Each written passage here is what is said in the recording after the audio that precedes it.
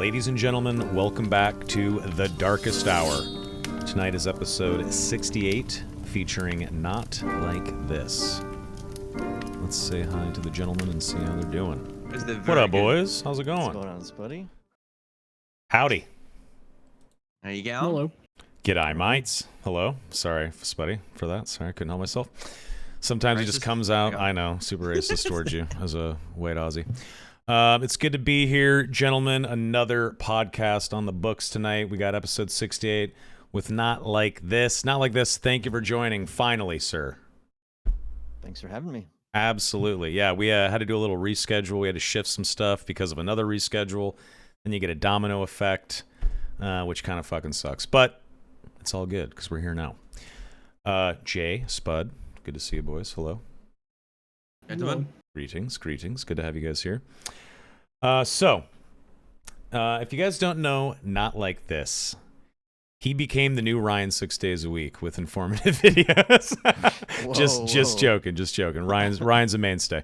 No, so Not Like This is a YouTuber that makes incredible content that essentially teaches Tim how to play the game, which, in my opinion, is something that Iron Mace needs to be pushing for and needs to be working on, some sort of new player experience.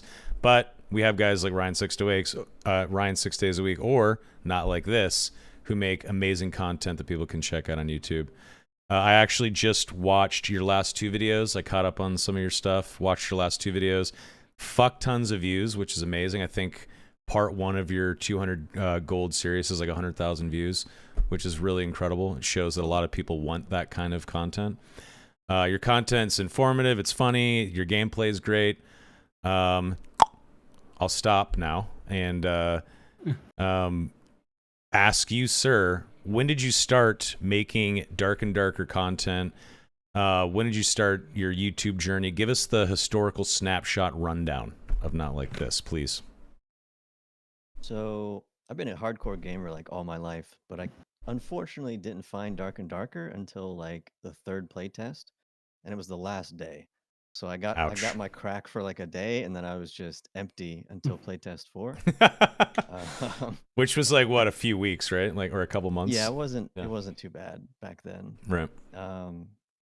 Yeah, I started making content like 11 months ago, I think.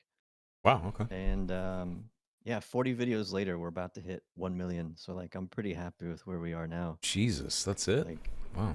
Yeah, just doing YouTube.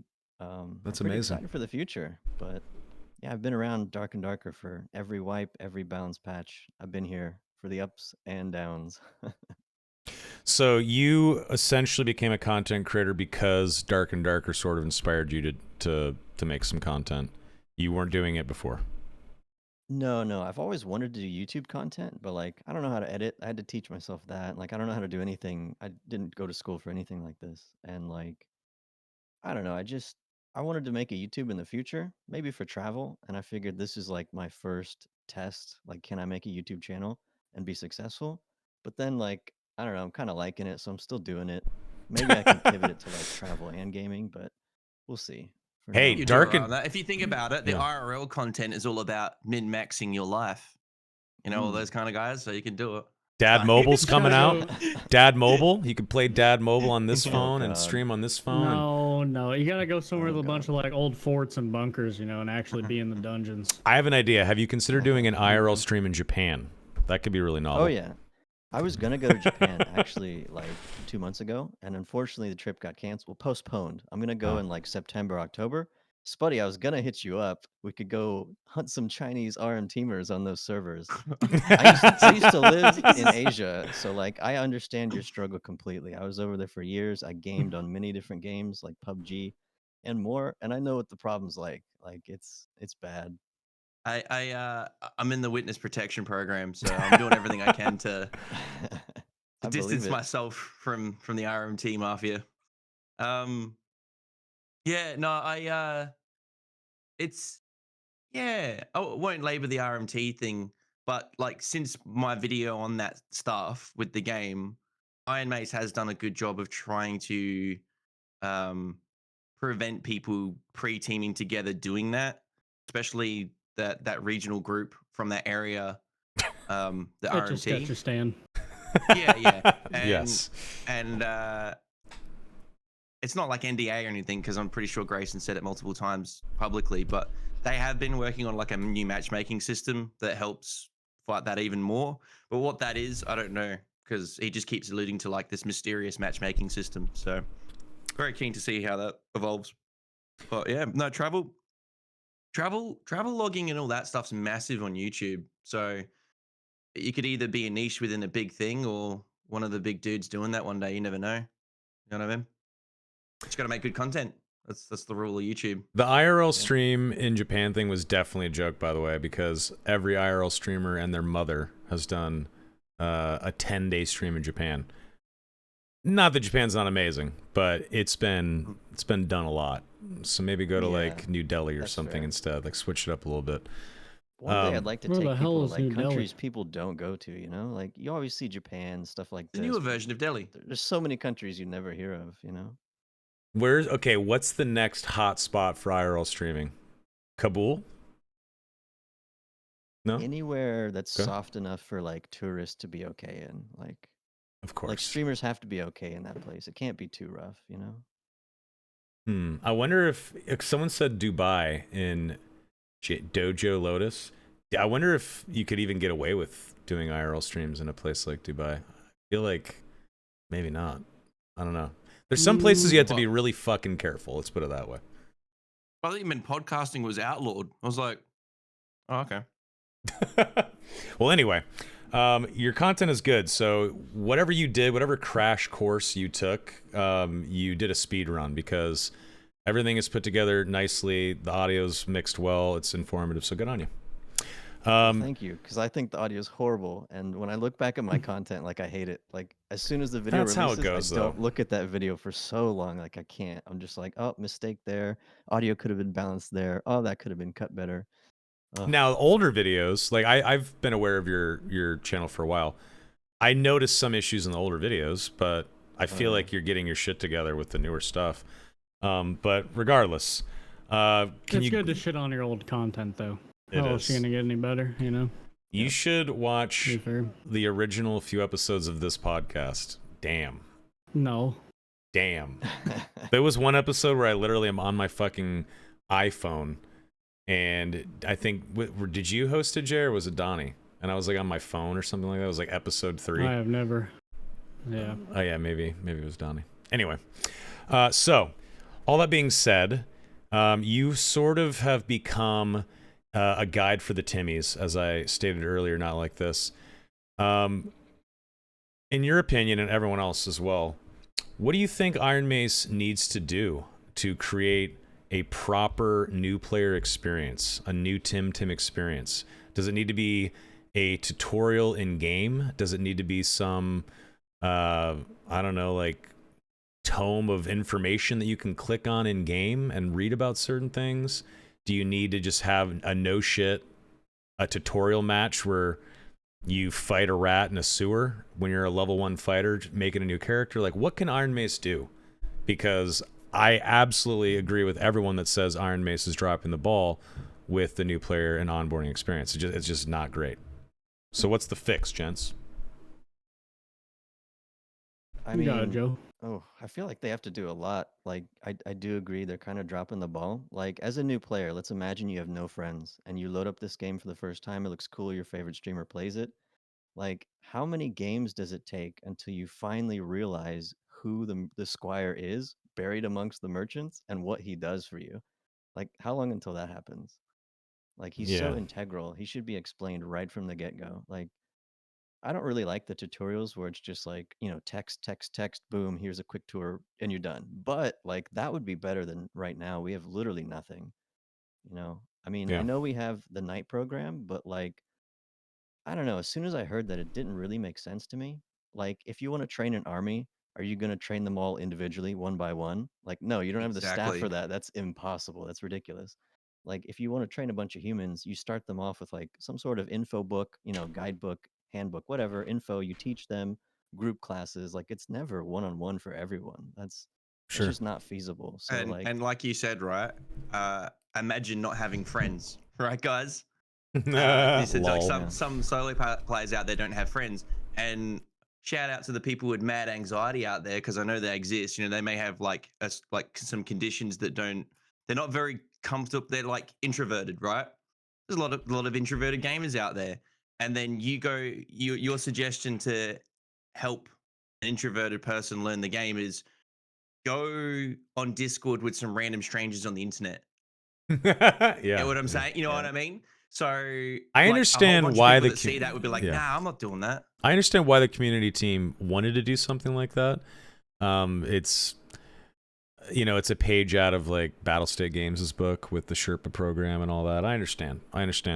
But you are right. You don't train someone one by one, and it's not feasible. It doesn't scale. You need something more than that. It's a good system to have. It is a great Discord community to be a part of if you choose to do it. But little Tim, who's just jumping onto Steam for the first time in a while, that sees this free to play game to check out, has no idea about the Discord. He has no idea what to expect. He's just gonna load into the game and try it out. And if it is your first time opening the game, there needs to be, I don't know, I said, like the book of knowledge, or I think the best possible thing would be a tutorial where you get tossed in like the alley behind the tavern, and there's a rat you gotta kill, and like there's an NPC that you have to fight or something like that, and you are walked through the buttons and the menus, and it takes 7 minutes, and then bam, you're done. You complete it. You can go play the game. Something like that, I think, would be absolutely incredible. Well, here's an example, right? Just to labor your point, Soma, on the whole, like, you can't, like, scaling up training people one by one is rubbish, right? Yeah. All right. Say that YouTube video, one of your biggest ones that popped off. What was the hit count on it? Not like this, because I know your how to deal with PvE, like attacks. That video, I think a couple months ago, is like nearly, I think, 400,000 hits. It's like something like 360,000 hits. Yeah, it's something like that.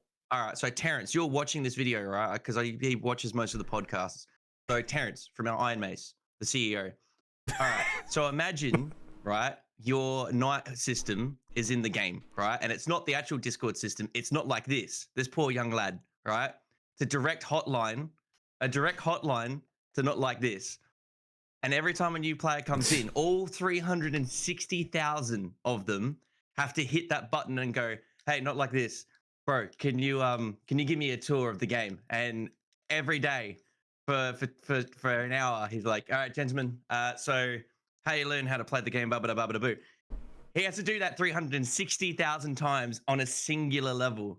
So that just have to like really emphasize the whole how like the knighthood system's good, but it's just it's probably like doing 2% of the energy like a really good tutorial system in the game would be. Like you said, like a book of knowledge or whatever. That's a codex, you know, where you can read through things. Like I remember when I played Hunt Showdown for the first time, I read through that codex. I was like, oh, what's that crazy bitch do? The witch character. Oh, you know, if you get too close to her, she's going to shoot a swarm of bees at you and it does poison damage. I know. When you get in this game, right? I've always used this movie as a reference. It's literally Omaha Beach from Saving Private Ryan for every new person that plays this game. And, you know, like imagine if you if you were storming the beaches and you knew what was going to happen. You may have optimized your survival rate IRL. People can't do that in this game and they get triggered. So I won't go on a full tangent. I will yield in a second. But one of my girlfriend's friends, she plays League of Legends. And I kept suggesting, hey, Dark and Dark is on Steam, free to play. Check it out, right? And she was always like rolling her eyes, blah, blah, blah. And eventually she said, I took you up on it. I tried it out. She sent me a TED talk about how they just got rolled. And then when she finally got to an exit, it had been taken and she didn't know because there was nothing to tell her that like the exits, like I know that you learn from experience, like you can't teach everyone everything, but she was sitting at an exit with a full sack of loot and there was just like she didn't know that the torches would turn on or off or whatever. They were just off and the thing was like had some rocks there. I can't remember which one it was. And she was just like, I didn't get how to exit. And then she just left. She played 3 games, went, fuck this, I'm out. and I was like, I don't know what to say to that person to try and, because it was too much. Even on the normal mode, I know all the sweat lords in the podcast, probably Jay's chat right now, going, "Oh yeah, normie, League of Legend player, blah blah blah." But like, you know what I mean? There was just nothing for them to like get past that hurt. Look at Summit 1G. He hated the game. He was getting fucking steamrolled. Yeah. Then a He couple of his uninstalled like friends. 3 times. No, but not recent. I meant like during the playtest. He was like, I got clips of Yeah. him saying, "I don't know why people play this. This game's dog shit." Like literally his words, right? And Yeah. eventually he had a couple friends help teaching, and even Jay sherped him one game and taught him some things, got him his first boss kill, and all of a sudden the dopamine kicked in. The dopamine kicked in, and now he's hooked. Yeah. Like I remember saying to Jay once, I think a year ago, like once you get in that feedback loop of fun with the game and you get the dopamine, like I haven't got another multiplayer game right now that gives me that experience. Like Dark and Darker for me is literally like jumping out of a plane naked, skydiving without a parachute. There's a woman holding me with a parachute, naked, jerking me off, and she's my lifeline with a parachute. That's the adrenaline rush I get. Like that's this game, and you have to get through that. You have to get past that threshold of all the pain and suffering to get to it. Anyway, mic drop. I yield. That's the problem with the new player experience. There's just, you know what I mean? And like you said, Ryan 6 days in a week and Not Like This are literally carrying the new player experience right now. And one of my suggestions, if Terrence can't and SDF haven't got the resources to try and get any kind of tutorial, even a codex, or even tooltips, just anything, then at least have a link in the menu that suggests, oh, these are the top YouTube guides that we sanction and we like, go watch them. Like it's just a little link. I think a couple indie games have done that in the past with YouTubers where they link to a good tutorial, because that will like that would keep like another 10% players. I can guarantee it, because most people won't go out of their way to look things up. It has to be spoon fed to them. The sweaties, you guys that are watching will be like, yeah, no, fuck those people, they're idiots. But unfortunately, the average of everything in any industry, any game, It's anything, only like 80% whatever. of the player base or something that you're talking about. Yeah, literally. Yeah. So on a low anyway, end. sorry, mad tangent as usual. No, it's okay. Next time you go skydiving, please invite me. I'd like to come. Sounds fun. Oh, you want to be strapped to his back? We're gonna go tandem actually. Yeah, we're gonna be. I'll be on his back. So how many how many people do you think tried Dark and Darker out and then never came back? I bet you it's thousands of players. A lot. Yeah. Some of those would have stayed if it was You're just right. a tiny bit, not even easier. The game, just learning the game was easier. I You're think right. a lot would have stayed. Yeah, I think it's probably like a small single digit percentage. Obviously, I don't think it's tens and tens of legions of players that have left the game because they couldn't learn how to play it. But I definitely think it's probably thousands. To be fair, you're right. I can't guess it. You're right. You're it's probably more than I think. I don't know. Speaking of small, it's also not that much effort to make like an in-game tutorial, even the most basic of ones, right? Even just it can't be that hard. text-based. Yeah. Here's the square. Let me show you where. Yeah. Here's stash. This is what it does. Yeah. There's a couple on the loading screens, but I think they're pretty primitive, you know? Also, like another example, like, you're in the menu. Like, I remember someone saying on my Twitch chat, they've got tooltips. I'm like, they were saying, like, what about the gear score? And a new player will be like, you got to do something. And it says, oh, you can't join. Be wary. You're about to join under 25s. You've got like 1 point over gear score, or whatever. And they'll be like, what's gear score? You know what I mean? Like, they still have to go on YouTube or the Discord and like look up the tier system of gear. Like, they don't know what. No, there's nothing telling you other than you've got under 25s. What's 124? What's 124 plus? This is all like folklore being shared around with people and streamers in the Discord. Yep. Not a single thing teaching you that in the game. You know? That's like a big part of the game too, because remember the Omaha Beach reference. You're doing under 25s. And you're like, this is really cool. You like Timmy and Jimmy, we're playing together. We're like, I really like this game. I'm going to put on 2 green rings. We're going to upgrade our character. Ding, ding. Then they get in the lobby and some dude is copper light, juiced up barbarian with all max agility. Oh, like running after him fucking through the dungeon and shit, because they've min-maxed the 124 gear score and they just get they get steamrolled. And then they're like, well, this difficulty increased very dramatically. And they had no idea other than just we went above 25. Anyway, yeah. Yeah. Just more information is really really important for not just new players. I mean, I remember like streamers trying to work out there was another gear score. Remember when that first happened? Yeah, they had to, Yeah. people had to figure it out on their own. I remember. Which is crazy. Why not just Say it. I just say it, yeah. I don't know. Sometimes things happen at Iron Mace, and I find out after it's already out. Like, for instance, the GCX torch with one peg. I had no idea that Iron Mace was doing anything at all with a charity.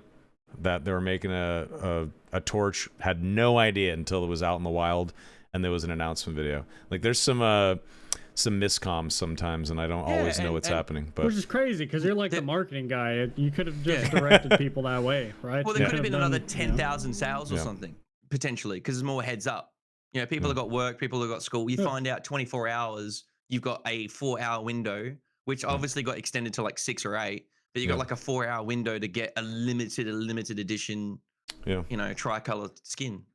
Yeah, it's sometimes, you know, stuff is a little compartmentalized, and I think sometimes even with like balancing in the game, sometimes it's kind of like firing from the hip a little bit, and there's the yo-yo aspect of balancing as well. It is what it is. It's a, you know, new young company, but yeah, it can be a little frustrating. But well, how long can you use that card though? You know? not much longer because we're bolstering up now, right? So I don't know how many people are at Iron Mace now. I think it's like maybe 60 or 70 people now. I'm not sure, but it's becoming a legit entity. So yeah, it's time for Iron Mace to level up for sure. I got a question for sure. Not Like This, just because it's on the same subject still. Before you move on, Toma, have you got a suggestion? Not Like This for Terrence and SDF or Iron Mace in general when it comes to like. I think it's fair to ask you because yeah, you're not a game developer. You haven't worked in the industry, but your videos are quite good at onboarding players. So, do you have a suggestion for them to like how if you were Iron Mace, you're a new player, you hit the menu, how would you engage with onboarding a new player to Dark and Darker? Like taking your video making experience, how would you inject that energy into the game? Would it just be have videos like that available for people, or would it be some like a tooltip thing or whatever? Like, how would you do it? I would just say if we're gonna go the video route, I would have to go back to all my videos and like make them much better, like much more polished. I don't think personally, maybe I just look at my work in a certain way, but like I feel like it's not quite good enough for the front page. Don't shit on yourself. Like if Every I do a polish, artiste maybe, does but that. All like, right, your but like videos are good. really, I don't know. Maybe that's one solution. I play a ton of indie games, and a lot of indie games will do that, but just because it's less labor for the dev Mm. team to have to go and make a tutorial and code that and everything. I mean, that is one solution. If they want to handle it in house and not deal with third parties, then I mean, you could just make like a basic text that like, you know, brings you around and shows you the features of the game real quick at the beginning, like right at the start, like not Mm. skippable, real quick. Like here's shared stash, you can transfer stuff here. Here's Oh, like one of those Squire. things that locks your mouse and Yeah, just like super it basic, forces yeah. like Yeah. less than 60 seconds, really unobtrusive, not overly done, very simple, all the basics, at least that, like, come on. But, like Soma said, like, if you can code an entire tutorial where you're fighting like a basic enemy, here's like combos, here's timing, you kind of want to, here's the spacing and like very basic stuff. Here's how to heal. A lot of people don't understand the healing relationship between pots versus bandages, when to use those. Like, I get that question a lot. Like, just basic kind of stuff, Can I run this by you, Soma? Sorry, go Jay. I was just gonna say, I've always felt like you should just be forced to mouse over the stats, so you can see like strength gives you damage and agility gives you moves, shit like that. Forced into the Squire, at least you sell treasure to the fucking collector. Here's where you buy some heals, Just force you to do it. That would literally save just countless headaches. I tell everyone to read the stats, like hover over the stats. That's a really good one. But I think Iron Mace has to make sure the tooltips are correct, because there's a lot of tooltips that are kind of bad in the game or completely wrong. And like, I love that they added scaling. That's fantastic. But like, when a new player or even a veteran looks at bandages and they're like 1.0 scaling, like, what the fuck does that mean? What kind of scaling is that? Like, obviously some of us know, oh, physical healing, but like most people don't know that. Like, I think some of that should be in there too. Yeah, someone in my chat, Stoshko, what's up, Stoshko? He said, Hunt Showdown has a tutorial start where it walks you through a whole match from start to boss fight to extraction. I haven't played the Hunt Showdown tutorial. Is that accurate? I remember it from years ago. Shit, RuneScape had that 20-some years ago. I just can't remember if Crazy. it's PvE only. Tutorial, Like, I'm pretty sure it's PvE only. And I was about to suggest that to you, Soma. Like, I know you don't know all their resources and stuff, and that they're trying to do less server wind up. You know, like that's why they tried to consolidate the player base a bit, because they don't want heaps of servers running all the time, upping their cost. That, like, you know, have 1 or 2 players. But I thought, you know, one of the things that people bitch for is like a PvE mode to learn the game, not just to play it like without players. Like some people just want to do, like, some people don't like PvP, right? But they're never going to do a PvE mode. But the closest thing to it would be like a PvE only tutorial, no players, and you can learn the PvE at your pace, right? And learn to get out. Replayable as well. Replayable tutorial. And you could earn the tiniest bit of money, but a person like me or Jay or someone who's well versed in the game like yourself, Soma, wouldn't really play it to farm it. Like, you're not going to see Reddit threads of people going, "Oh, get rid of the PvE mode because people are finding out how to just print money bags in it." You would like at best like just get give 20 you gold. Yeah, or give you nothing. But or just I give would you a say, reward the first time you do it. It's very simple. yeah. And that's something for like, let's say I had a 8-year-old son, and because I remember my dad getting me into Doom, right? Everyone, imagine you've got a child, right? Or a little brother. There's a better one. A little brother. You got a little brother, and you're trying to get them into the game. Okay. You're not going to go tell them, "Hey, just go queue into the game." They're going to get slaughtered like a goat, and then you're going to see them in slow motion crying in the corner, like, "Hey, I got bullied, bro." You can't, like, this, but you get them a PvE mode, and they play that for like months or a year, and they can slowly wean into, like, because they're learning how to dodge goblins, they're learning how to do this and that. And I'm using this analogy again. You've got to treat all new players like your little brother, your little 12-year-old brother. You know, you got to onboard every new player like that. And a tutorial that's like PvE only, that has a limited amount of PvE, not like 3 at the same time. It'd be like 1 goblin, right, in this room, and then the next room's got 1 archer goblin. I know it sounds weak, but you got to do this with the new players.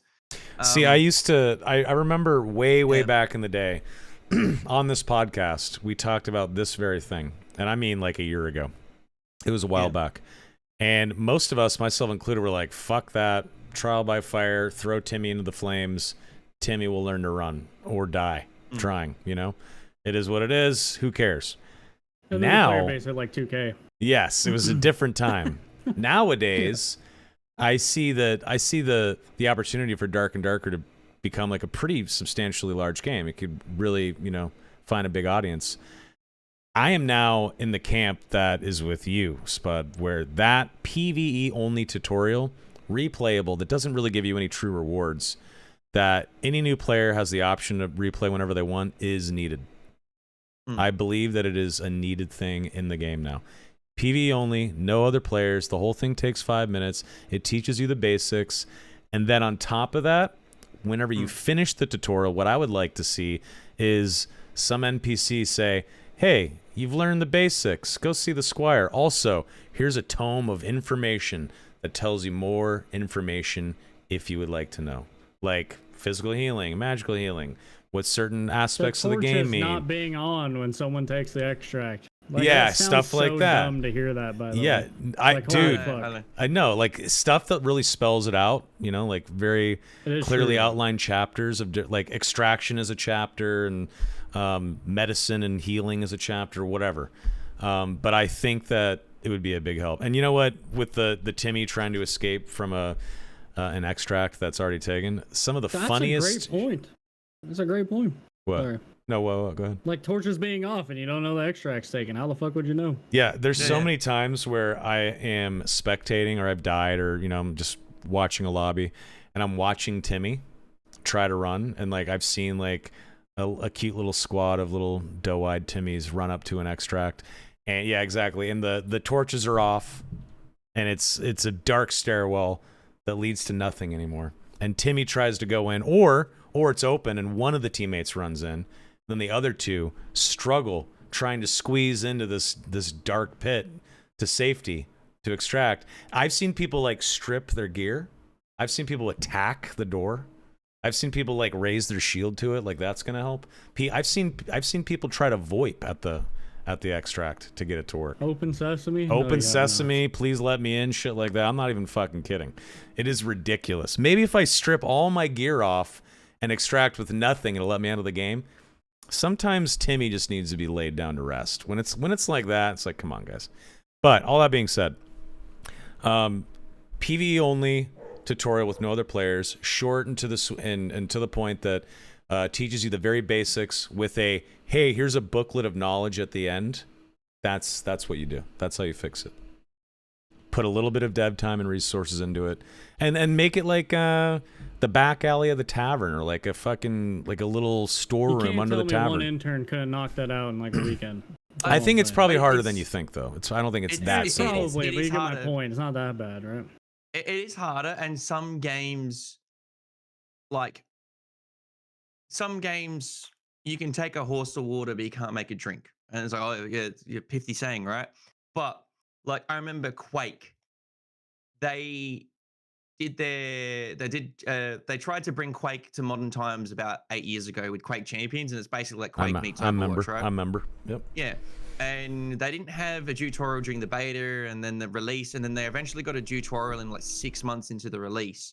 And it was pretty primitive, but it was enough to sort of like give people at least a bit of a heads up. But it didn't really help with strafe jumping and all the stuff that, like, you know, people get farmed in. But that game is like the apex of skill in FPS. Like, it is the most skilled FPS. Yeah. So that game was really hard to onboard people. But games like this, where I would say 50% of the skill is literally just knowledge, like just knowing what the fuck you do in the game, like dodging certain things. Like that's why, like, not like this is guide for like dodging critters, monsters in the game is already at like 400k hits. You're right. Because people go in the game and they're like, what the fuck? Yep. Like, yep. Like, here's the deal. Like trial by fire is fine for a lot of people, but like my friend, she did 3 games, and the same experience was 3 in a row, where it was like just constantly being farmed. And most people, it's just that's why I use Summit as an example. He was lost at the start, but friends helped him get him to that point where you've got him. Yeah. And they need a system to just help people get to that point, because I don't think the game is hard as Quake. And people say stuff like Tarkov is really hard, right? That's a game of knowledge too. But I think on a mechanical level, PvP wise, is quite primitive. Like, you could lay down prone in a bush in a ghillie suit with, you know, a thermal scope and a tactical nuke, and wipe out some hatchet just farming crap, and you get the dopamine. In this game, you know, like with min-maxing, class diffing, all these different things that people just don't understand. Like, because Tarkov's about point and click like most other games. This game, like, I remember seeing Summit play Ranger because he thought, oh, I play FPS games. Ranger will be really good. And then they found out the hard way, oh, there's all these fuckers with sprint and shit like that that'll just run through me if I don't pace myself, if I don't pace the fights and plus back, tickle damage, plus back, you know, all that kind of stuff. So I'm ranting a bit, but basically it's just, it can be done. Yeah. Like, a tutorial isn't a wasted effort. It's just, you got to do it right. It's got to be the right information to help them learn themselves. That's what it is. Yeah. So I'm using the Quake tutorial as an example of, it was a basic tutorial, but it didn't really help people learn to do strafe jumping in it or anything like that, like the most important things. So the tutorial's got to focus on the important things. The tooltips can help a new person with the very primitive stuff, like not like this said, with like locking a mouse, where it's like, bang, okay, merchants here, what do they do? Okay, quests help unlock this, then you do that, blah, blah, blah. And you've got the primitive stuff. But then, like, the key information, like a tutorial teaching you, okay, distancing, class matchups, all these things where... That's a deeper level, though. That's like advanced. Yeah, that's not 101 stuff. But 101 stuff like is... an advanced codex could do that. You know, a tab on it, just a little bit of information. I think that's going there's too too far, many though. trial by fires. Yeah, That's I all think I'm saying. I hear you, but I think taking it too far is just too much. There's some stuff that you just got to let people figure out on their own. Like, you know, if they want to get really good at dodging attacks or something like that, or movement meta shit like that. That's up to people to figure out on their own. The 101 stuff though, the basics, extraction, just to not make it miserable. Yes, the 101 basics starting is out the important. gates. Yeah. Like, okay, not like this. What do you think of the 101 basics? I mean, basically the videos that you've created already. Would you consider that the 101? No. If I was like gonna give someone the 101 basics, like I didn't even do a newbie video because I thought everyone was gonna make one, and I just didn't do it. But like I've considered maybe going back and doing You one. should 100% do it. I'll watch it. I haven't seen one that's like really articulates all the basics. Like, how do you heal? How do you, equip myself? How do I even gear up? Like, how do I do the most basic of things? Like, Yeah. I don't know. I haven't found one yet. I had an maybe idea. you should do it. The other night I was thinking about this. I don't know if they do everything they can not to have lots of people like in their own servers because it costs money, right? So just have servers winding up on their own instances on the server networks. So at certain games, I think Fortnite did it with bots, but like, your first 10 games you don't get put up against players, even if you're in a squad with other new players. You're learning the game, right? You have your 10 first matches are literally, and that could be like the borderline tutorial of just PvE to a point where, like, as long as it can't be scammed in some way, where like you can just get some unlocks. Like, how like if people were finding out to get the gold bag really quickly and then make new accounts, with the quests, stuff like that. But essentially, like your first 10 games, there's like no PvP. I'm not saying hard do this, but it's like if you're a new player, your first 10 games, you're just doing PvE. And if people go like, well, what's the point? But most people die to, like, do you remember the kill feed every time there's like a new wave of players? Yes. It died to floor traps. Yeah. Died to, someone slipped on a skeleton new footman. player 001 died to banana peel. You know what I mean? like these people never even had a chance PvPing. They were already just dying to the game. So like the first 10 games, it's the Timmy games where you're just learning the game at your pace. You haven't got the pressure of someone, because I'm already seeing this is another tangent because I got notes. This is another tangent for the rest of the podcast, right? But I was seeing on OCE, there's been some naughty people going into under 25s because as you saw me on my stream, Soma, I was doing under 25 matches. With just under 25 gear, which is no gear or one amulet, right, or a ring. Yeah. I was doing questing because it's just easier on HR solo right now on Osh. It's just rogues everywhere, landmines, as Jay's been dealing with, right? Landmines everywhere, and I just couldn't be asked doing my quest. Well, I'm just constantly just like that, just looking for freaking rogues everywhere. So I've been doing under 25s. I've been seeing people come in under 25, especially duo under 25s, because I've been going in solo with that, bringing in a purple loot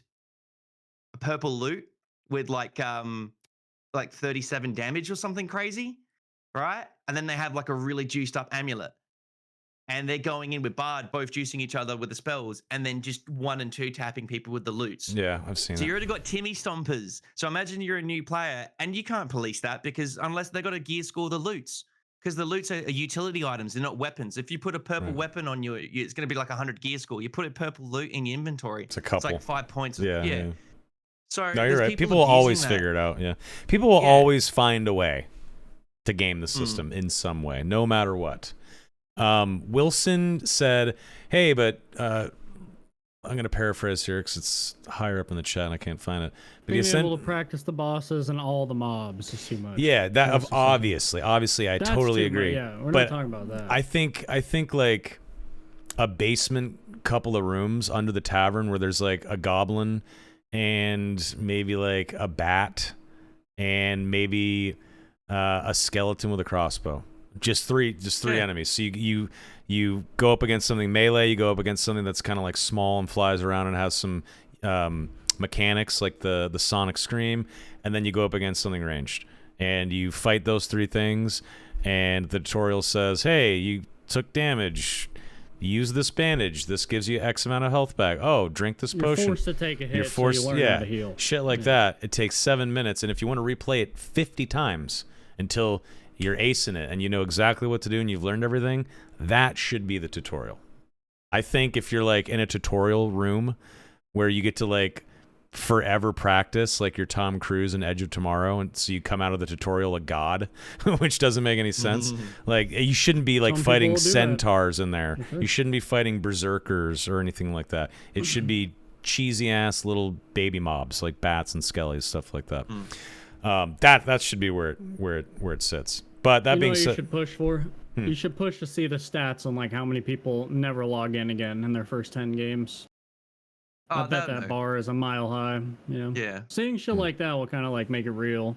and then the move is a marketing play when we do have a tutorial and something like that where we email those people and say, hey, sorry about that. If you want to go practice against a rat in the basement, now's your chance if you want to come back. Sure. But And you know what you could do, sorry, Mom? yeah. Just throwing this your way. I haven't thought this through properly. But if you did have that information, like there was somehow you could get it out there, like hey, did you have a rough time last time? Well, guess what? We've got a stimulus package for you as well. You know, you're coming in and like all those players get like a whole bunch of free greens and shit. Like people like sweat lords, it wouldn't mean shit to them because it would just be like, 500 gold worth of shit, which you can make in like one match or whatever. But to new players, a whole bunch, like a couple sets of gear where they can then go in and play. I didn't really think this through. Yes, maybe like a Yeah, but you know reward what I mean? token or Like- something like that. Yeah.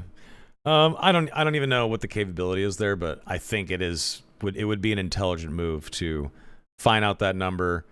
People that didn't retain after only a couple of matches, stop playing after 30 minutes, find out why, try to re-engage those folks. But that's something to figure out later.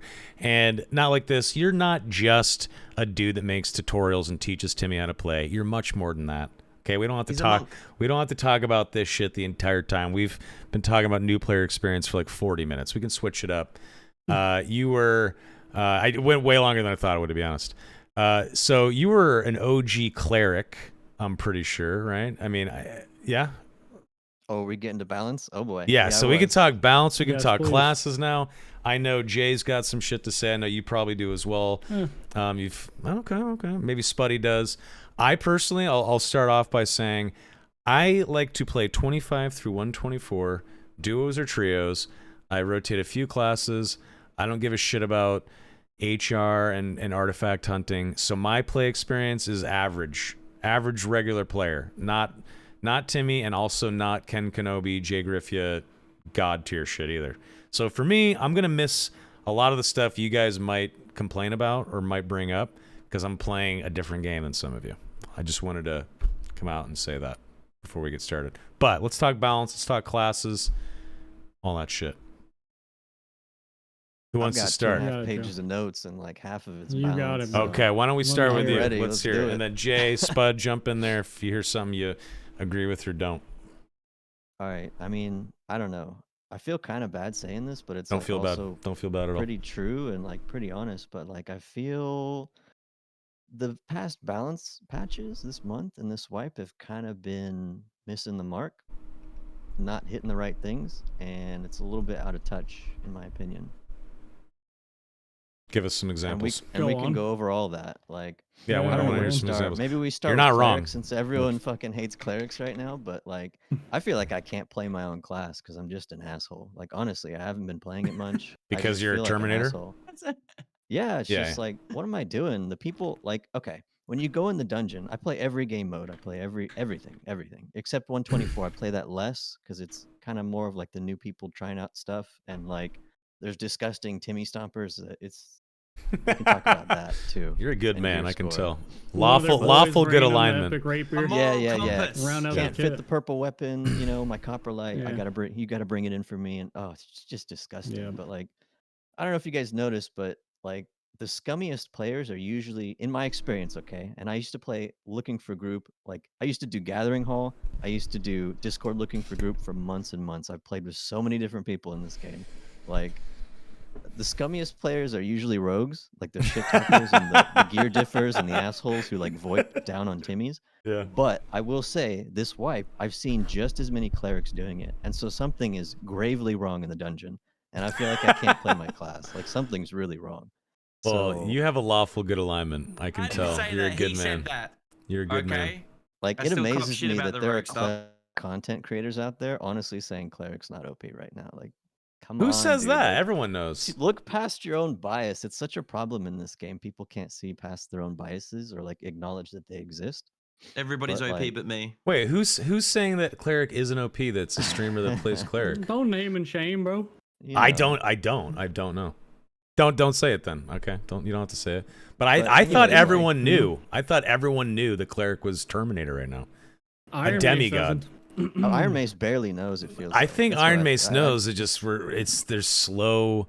For some reason, there's slow changes right now, and I also agree Well, that some of the nerfs and the changes definitely missed the mark with Cleric. Like whenever they changed Mace Mastery or Blunt Weapon Mastery to like from 15 to 10%, that was the only nerf.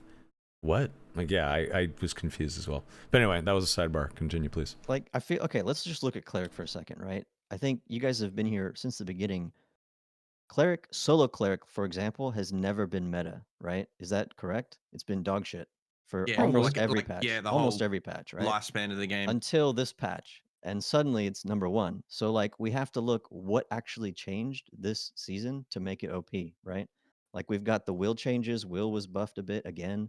I think a big one was the gear, like plate armor's half cost, right? It was squished a lot to be more like cloth. It's much more lightweight. So Cleric, which was the slowest class in the game, can now wear plate and not be hurt by the move speed diff like as hard or the penalty as hard. And like Mace Mastery got changed as well, but they already nerfed that back. Like I just I don't know. I'm a little confused. Like, hold on, let me get to my Cleric notes here. Oh, we got to talk about Bard too. Yeah, we do. He's been under the radar for forever. The solo god class. Yeah, the god solo class. bars. Everyone bitches about everything. It's the most insane class in solo. But the reason is you have to be skilled to do it. Like there's a little bit of APM management. So the Timmy, like Rogue is super low skill ceiling to do the like land mining. Whereas Bard, you've kind of got to like and then kick ass. But anyway, Gotta put on a show first. your notes. As a bard would. Yeah, literally. Yeah. So like, what else was changed? Morningstar got an action speed boost. That was huge. Flanged Mace got lengthened. It's longer now, right? It's not so short. Just so, a like, little the tiny weapons got bit though, right? changed as well. Yeah, but it's noticeable on a cleric. Sure. Like, so all these changes happened, and then like to nerf cleric back down instead of and faithfulness, the real culprit. Let's not forget that one. Faithfulness on melee. But like Iron Mace is nerfed PFE and like perseverance, but they've been like that forever. Like I feel like we're missing the mark here. And Trio's cleric, we can argue, has been strong forever, pretty much. Like specifically It's support been meta cleric. since day one. Yeah, support as it cleric has should been be. meta. Yeah. With the exception of like there was a short brief time where Bard and Wizard could buff ball cleric, and that was okay. But again, it's not really because of cleric; it's because of buff ball, other reasons. But like, yeah, right now we're in a pretty bad spot. Like, I don't know, man. Nerf cleric, but nerf the correct thing. It's faithfulness. Start with that. The fact that people can hit you once and you can't get away, that's like a big problem. I agree. And then secondarily, I'd say it's the plate move speed squish helped cleric. Because before, solo cleric was a damn nightmare. I mean, last wipe repose, rightfully so, put it on his solo tier list as like do not play this. It's like garbage tier or something. And it is like you just get people can determine when they fight you. As a cleric, you want to fight with your buffs up as like a solo cleric, but you don't have the move speed to make that happen. People will run around you and decide when they want to fight, and you don't get a say in it because you're slower. So like that's got to be addressed. The same kind of thing happened to Barbarian. Barbarian got a speed boost and he went from dog shit to like really, really strong before. And they had to deal with that. So like, I don't know, you got to be very careful when you balance things in this game because if you change something just a little bit too much, you can send it way on the other end of the scale. Right. Well, everything that everyone gets uppity about, it's always burst damage or burst speed. You know, speed burst. Like it's just those two things. Like you got to keep those two things in check because burst damage, there's very little room for counterplay, right? Because it's just 1-2. I call it the 1-2 fuck you builds. Like especially in HR, you know, like 1-2, you're dead, and you're like, oh, okay. Like you can't really do much about it. And then speed burst, like you said with cleric, what happened there is they were actually pretty good and tanky for a long time, but they could just get kited.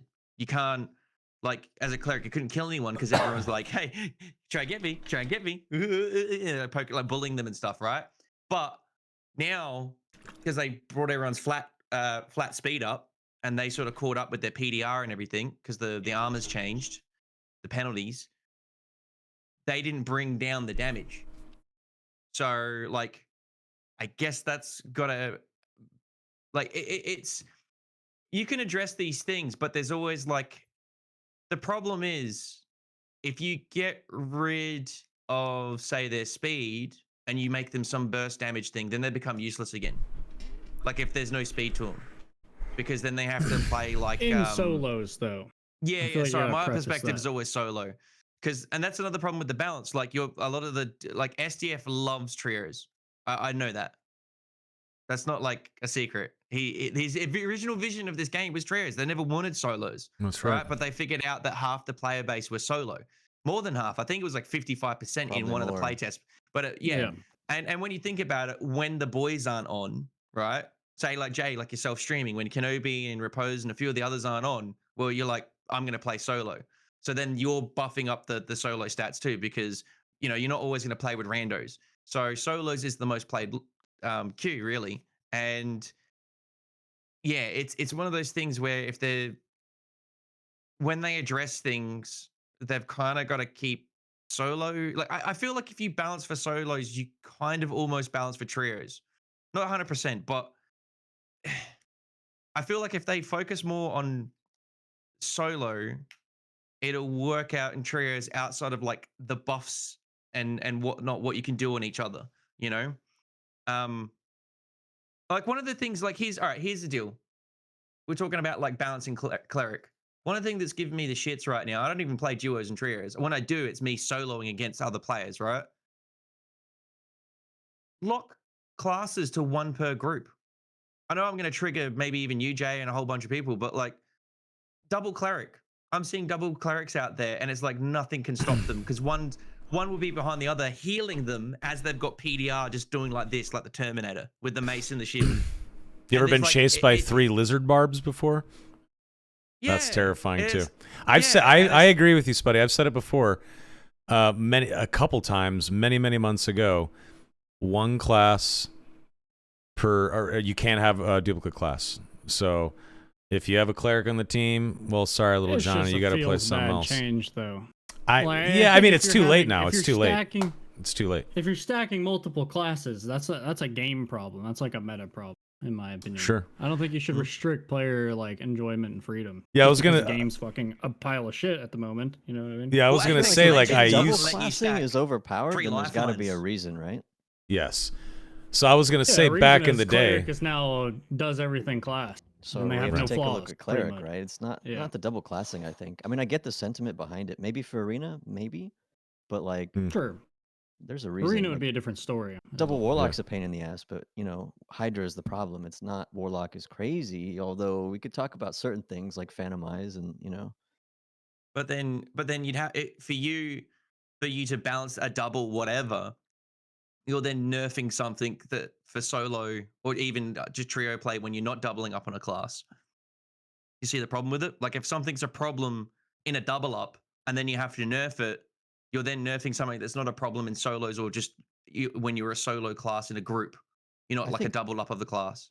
That's why like in Apex Legends, you can't have 3 lifelines. I see what you're saying. Imagine imagine you're all dropping a healing aura all at the same time in some group. And you do a fight, and none of you can die or lose damage because you're all getting 3 heals at the same time.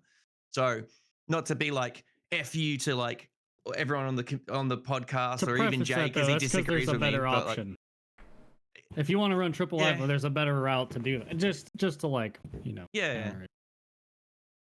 There's just some things that are going to be like counters.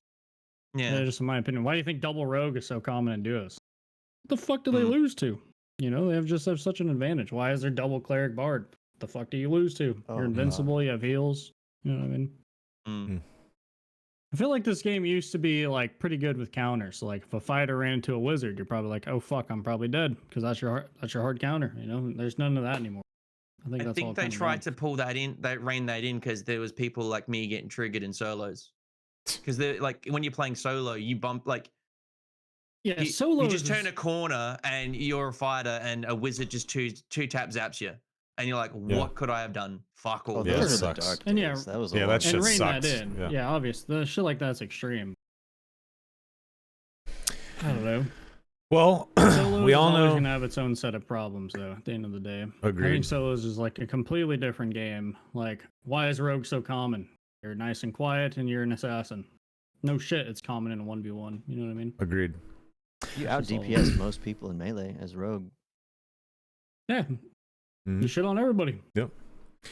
Okay, so we know the game is in a rough spot right now, balance-wise. We know Cleric is pretty much a demigod, holy Terminator in the dungeon. You said you have a bunch of notes, not like this. So let's talk Bard, let's talk Locke, and then Sure. let's Yeah, real talk quick. let's talk classes that no one gives a fuck about anymore, too. You know? Real quick on cleric, like Sure. the sanctuary buff was totally uncalled for, and if anything, I would have nerfed it. Like the ability for sanctuary to reset a team so quickly it takes very little skill and it's way too strong. It's like healing way too many mistakes. Like you win the skirmish game, or maybe even you beat their frontliner, he's low on the ropes. They just pop a sanctuary, and suddenly the fight's back completely even. Like that's not exactly fair.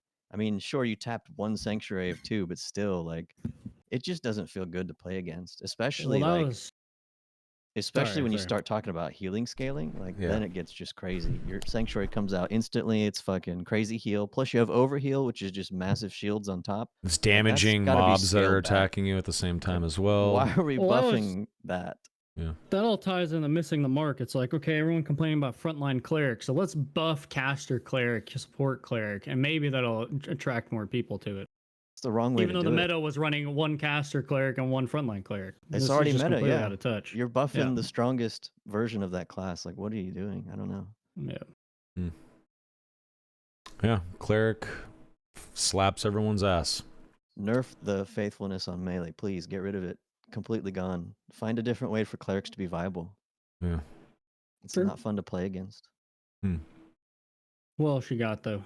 Okay. Yeah. What All else right, you got? Should we cook on Warlock or Bard? What do you guys want to hate on? What about Druid? What are your thoughts on Druid? Oh God. You were talking about they're nerfing you were talking about they're nerfing the wrong things. Yeah. They went from this being cooked, and they were like, okay, they reeled in some of the cast, and then poing, it just like, in my opinion, you are just now a rat. Your whole class identity is that you have mobility, you can run away, that's it. But it's like, what's the point other than just running away and looting things? Like, you have no agency in fights anymore. Yeah, I don't have any notes on Druid. It's probably my least played class. He's only like 40, or maybe it's Wizard at like 38 or something. But like, Definitely yeah, Wizard. Druid's like a tough one, man. I don't think instant shapeshift should have ever been in the game. Personally, like that just No. enables too much, bro. Like what It's so were we powerful. thinking there? Yeah. But like, I yeah, love Cougar it. was too strong. You're just getting two shot. Like he just jumps across the entire map in chicken form, and he's on you. Raw, raw, you're dead in less than literally a second. That was too much, Yeah. obviously. But like, Yeah. why are we making Druid pigeonholed into like just being a shapeshifter? Why can't Druid be the second support caster? Why can't he be a healer? Why can't he be like a little bit of the CC guy with like heals that actually scale so he's viable in end game content? Like, I want to see more Druid healers. I don't want to just see the shapeshifting. I agree, but we also What? got to give the devs a little bit of time to continue building out the newest class. Do Yeah, not it's forget still about Bard and early. Warlock. It took a while for Bard to become what it is today. It took a while for Warlock to scale up. Never has a class come out in this game that was feature complete as soon as it made its debut, and it takes several updates for a class to really get its legs. To be fair, yeah. the release of Warlock and Bard were shells of the class. That's Druid true, was too. a lot more. Drew is a complete little bit release. more music, fleshed no out. Yeah. spells. Like, yeah, that Yeah. was Yeah, crazy. it was a little bit We'll more still be fleshed out. sitting When on the they floor did as come Wizard in out- 4 years. Sorry. And when they did come out, actually, they were way ahead of everything else. Yeah. Let's just Druid did call have it. it had a leg up on the other newer classes that came out for sure, but there's still so much more to come with Druid. And I agree. If I could play a 10 spell Druid or a 5 spell Druid with a viable skill that didn't have shapeshifting, I would 100% try it out. If I could be a spellcasting, dream firing healer Druid in the back, that's what I would want to do with Druid. I like the animal forms. I like being able to escape as a rat. I like panther leap into chicken into rat. Like I like the movement tech, even though it's busted. I agree, it's busted. It feels fun. Druid feels so fun to play, but I do wish that you weren't pigeonholed into, do I want to turn into animals or not, or cast a couple of healing spells that don't scale. I'll just call it what it is. That's just because you have hots, you don't have burst healing. You're never going to compete with cleric in a game where you get 2 to 3 taps. Well, not yet. We don't know what other spells are coming. I mean, Mending Grove. Yeah, Mending Grove's pretty good. Just saying what the given now. Do you guys think Mending Grove's good? Sure, it's fine. Yeah. Yeah, I think if they But had what about the other 2 scaling, heals? Restore and Mending like could be better if they had scaling. Restore, I think, kind of sucks. I think Mending is then very it good. just becomes pre-buff. Like imagine walking in pre-holy lighted for 50% of your health. We're looking at an entirely different game from a change like that. So you have hots that go like crazy with the heals. Like every team's just gonna walk in with Restore Nature's Touch on them, and they're technically like 2 times their health pool all of a sudden. Yeah. If they just do crazy healing, but I do really like Nature's Touch Dreamfire combo though. Hotting a couple people up, hotting yourself up, landing Dreamfires, watching the health go up. It is extremely satisfying to play Dreamfire Nature's Touch type builds, which is what I enjoy doing as Druid. Like the kind of Druid that I play is I like to stack like a lot of buff and debuff duration so that my Spirit Walk is almost always on. So as soon as my Spirit Walk is off and the cooldown's ticking, that cooldown should be cut in half, and the amount of time I'm in Spirit Walk should be doubled. That's what I'm going for. So I want to be constantly, essentially invincible as I'm casting spells, which is disgusting, and I know it's terrible, but it's in the game, so whatever. But it's a niche build, and it's a niche build. Meta. It's definitely not meta. Way to play it's a fun way to play it. Exactly. And there's nothing wrong with having that kind of shit in the game. Exactly. And again, I'm not playing HR. I'm not playing against sweats. I'm playing in average gear against the average folks and the norms, because I'm not a god at the game. Let's be real here. To add on to your question, Soma, about balance to not like this, I'll throw a couple, because I've got notes on balance stuff, so I might as well just hijack your question and throw it to not like this. What are your thoughts on the plate fighter move speed? Like people are starting to complain about fighters again. I found I might have just been in my area of neck of the woods. Let me but tack what are your one thoughts on on, that? bro. If I get another fighter walking at me on Wizard and he does 80% of my health with the windless crossbow, because I literally have no counterplay to that, I'm gonna fucking lose. It's better magic missile, isn't it? You can't do anything. He can just block your magic missile. What the fuck can I do against a 80% health gone? No, I meant his is a better magic missile. You know what I mean? No, it's about 10 times faster and about 5x the damage. Of course. Anyway, that's just a small rant though. Personal skill issue. Thoughts on fighter not like this? Yeah, so quick side note, I think Windless is a little strong. I mean, if you can get one shot by anything in this game, I think that feels bad. I agree. really think that should be possible. I understand there's the skill of hitting a Windless headshot, but like, should that really be you're back to lobby? Like, I don't know about that. I don't like the 1-shot, 2-shot meta that we're getting pushed in by someone or somewhere in Iron Race. I don't know. We're gonna have to talk about that too. But like, sorry, well, what was the it's original been question? talked about many times on podcasts and in interviews. They've clearly stated, Terrence has stated, I like a longer time to kill, like it's slowed down. SDev has clearly stated that he likes a faster, more intense game with quicker time to kill. So, and they've also said, Terry said in the interview on One Peg's channel a couple weeks ago, that there's like an internal civil war with like how people want to balance the game. Well, because not everyone speak agrees. for themselves. Like if you look at the majority of the players, yes, there are people that are slowly learning the game, right? And they're going to be in under 25s and in 124 gear score.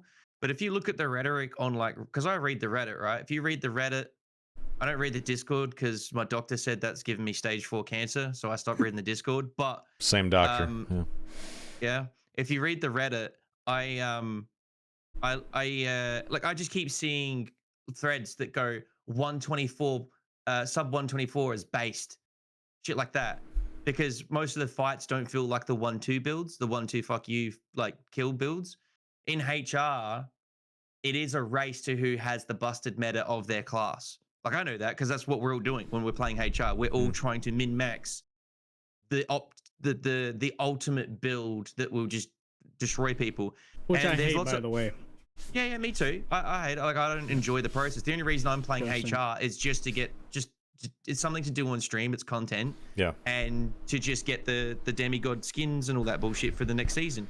Once I'm done with that, I'm probably just going to play normals for the rest of the season. Once I finish HR, I'm going to finish it in a couple days because I've been bouncing classes. But once I finish it on Warlock, I just do not want to do high roller anymore because the most fun I have is in normals, and it's under 25 games and 124. And I feel like I can outskill people. And I'm not just versing Timmys. Before anyone says in the podcast comments on your YouTube video, Soma, he's just Timmy stomping. I've played under 25s on OCE, and there's people doing troll farming. There's people doing quest farming that all know what they're doing. And I'll go in and do 1v2s and 1v3s on solos and trios as Warlock or whatever class I'm picking, and I'll wipe out squads because I'm just outskilling them. There's no, I just verse a bard who's been buffed. I verse a fighter who's been buff balled, and I'm just immediately dead in like 1 or 2 hits. Because that's what high roller is, man. You blink and you're dead. And I think, like right now, if they looked at the stats, like you said, you don't know what's the agenda, not like this at Iron Mace. Like who wants this 1-2 build, like the 1-2 fighting, with the gear. If Terrence, the CEO, follows the numbers, I would say probably a lot of people just prefer the more lower baseline fight. Like everything's balanced out on a baseline fights, I know I am. You and just want I'm some not a Timmy. sort of counterplay. You should not ever no one's gonna have fun in a game where like you just lose and there's almost nothing you can do. Yep. That's basically that's never gonna be a recipe for success. But that's what I never understand because they keep pushing. I mean, gear used to be fucking crazy strong compared to nowadays. And even now, like the gear diff is still insane. Yeah. I mean, like you put on the new Frostlight stuff, like I can't imagine. I don't know why they doubled down on the move speed. Like, why is Frostlight gear move speed? Because like you look at these high-end builds, people have like a felling axe in their max move speed with felling axe out minus 35 or something. Like it's ridiculous. Like what if that's what the devs want? What if the devs want the meta to be based around movement? I'm gonna quit. Like if we're gonna go down I'm just that asking, path, like what if that's like, what it is? I'm just telling you, like honestly, I'll probably just quit. Like the one shot, two shot meta encourages more range damage. It encourages ranged meta. Like if you can hit 180 across the room with no risk, why would you not take that? Of course you would. Of course, and it's massive in HR fights. There's so much skirmishing and stalling in HR, especially Inferno. Like in my opinion, doors should be breakable. I don't care if it's 8 hits, but they should be breakable. Like that's another issue. But yeah, I don't know, man. The gear diffing in this game is insane. I try to make videos to like encourage the new people, like you can wear 200 gold kits and still kill legendary people, but against like people who are actually skilled, you're not doing that. You're getting massively gear diffed. Sure. And like even if you ambush them, hit them twice in the head with a Bardiche, like and then land 2 more follow-up shots in the real fight, he's like half health. Like what am I supposed to do? They're always going to be chasing their tail with this because by definition, PvP gear, right? Like gear that gives you bonuses to PvP, whether it's extra damage, extra move speed, PDR, whatever it is. You are fundamentally on a scientific level, on a philosophical level, on a literal level, you are unbalancing the game, unbalancing the fight. That's what gear diffing is. And the more there is, the more they have to stratify the player base. And that's what they did recently in this wipe where we now have 12 queues. But why then does you gear have score exist? Yeah. So in HR, obviously that's not a thing, but that's why we were talking about how HR is a miserable experience because you're all building 1-2 tap builds, right? In normals, then people used to say to me, what's the point of PvP gear, right? What's the point of the game if you made the game about PvE gear? But I ask, what's the point of PvP gear right now if it's all stratified? Because you're just playing it, like if you're in under 25s, you got no gear. If you're in sub 124, you're playing against people with similar gear, if that makes sense.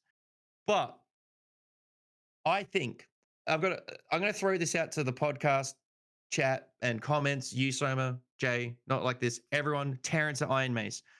They're not going to do this, but it helps them with less stratifying the player base. They could work out what they're going to do with HR. I feel like no one likes that. I just something about even veterans. It's such a small percent of the game pop. It is. It You're honestly catering doesn't to like matter 5% of the players. Not even that. Like literally 2%. Like streamers.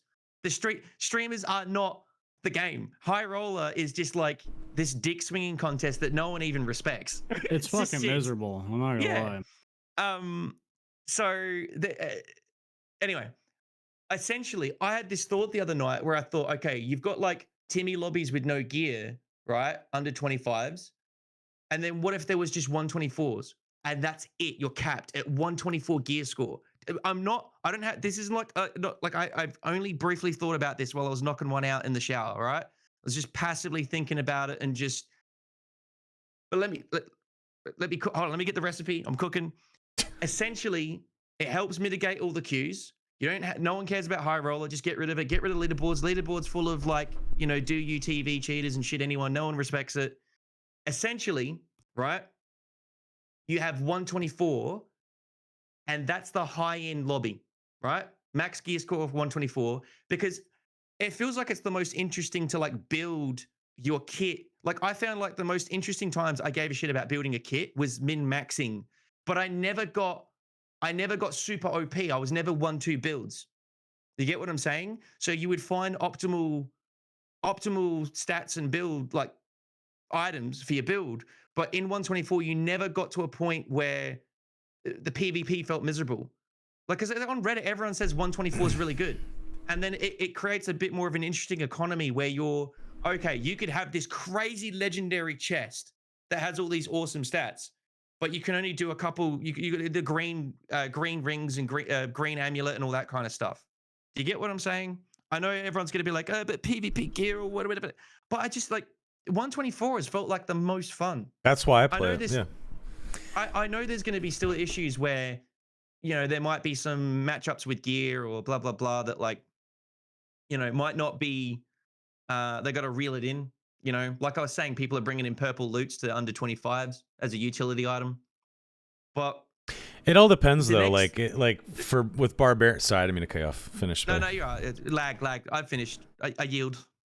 Yeah. So like with 124s though, like I can go in on my barbarian, not wear chest armor, and run what is it? Savage. What's the fucking perk? Savage. And I can slap on some gray pants, gray boots, and slap on a legendary double axe with axe spec, and I hit 124, and I can go in and murder everybody. There is like 124 is not perfect. There is some issues with it. And another thing with 124, 25 through 124. Yeah, but you're sacrificing for it at the end of the day. Not whenever my perk is like, don't wear chest armor, actually, because you just get more damage. Yeah, it's and like, shit like that is, yeah. I think, flawed to begin with. But I think the point is like you're more so forced to pick a path, and like those That's true. Gear scores. It's like, do you want to be nice and healthy, or do you want to be, very strong? Do you want to be fast? You can't have it all. Exactly. And then with 25 to 124, though, it comes down to pretty much everything you find is almost always an upgrade. So you don't even care about min-maxing or going for a certain build. Oh, I found blue boots. They're better than the green. Oh, I found purple armor. That's better than my green armor or my white armor that I brought in.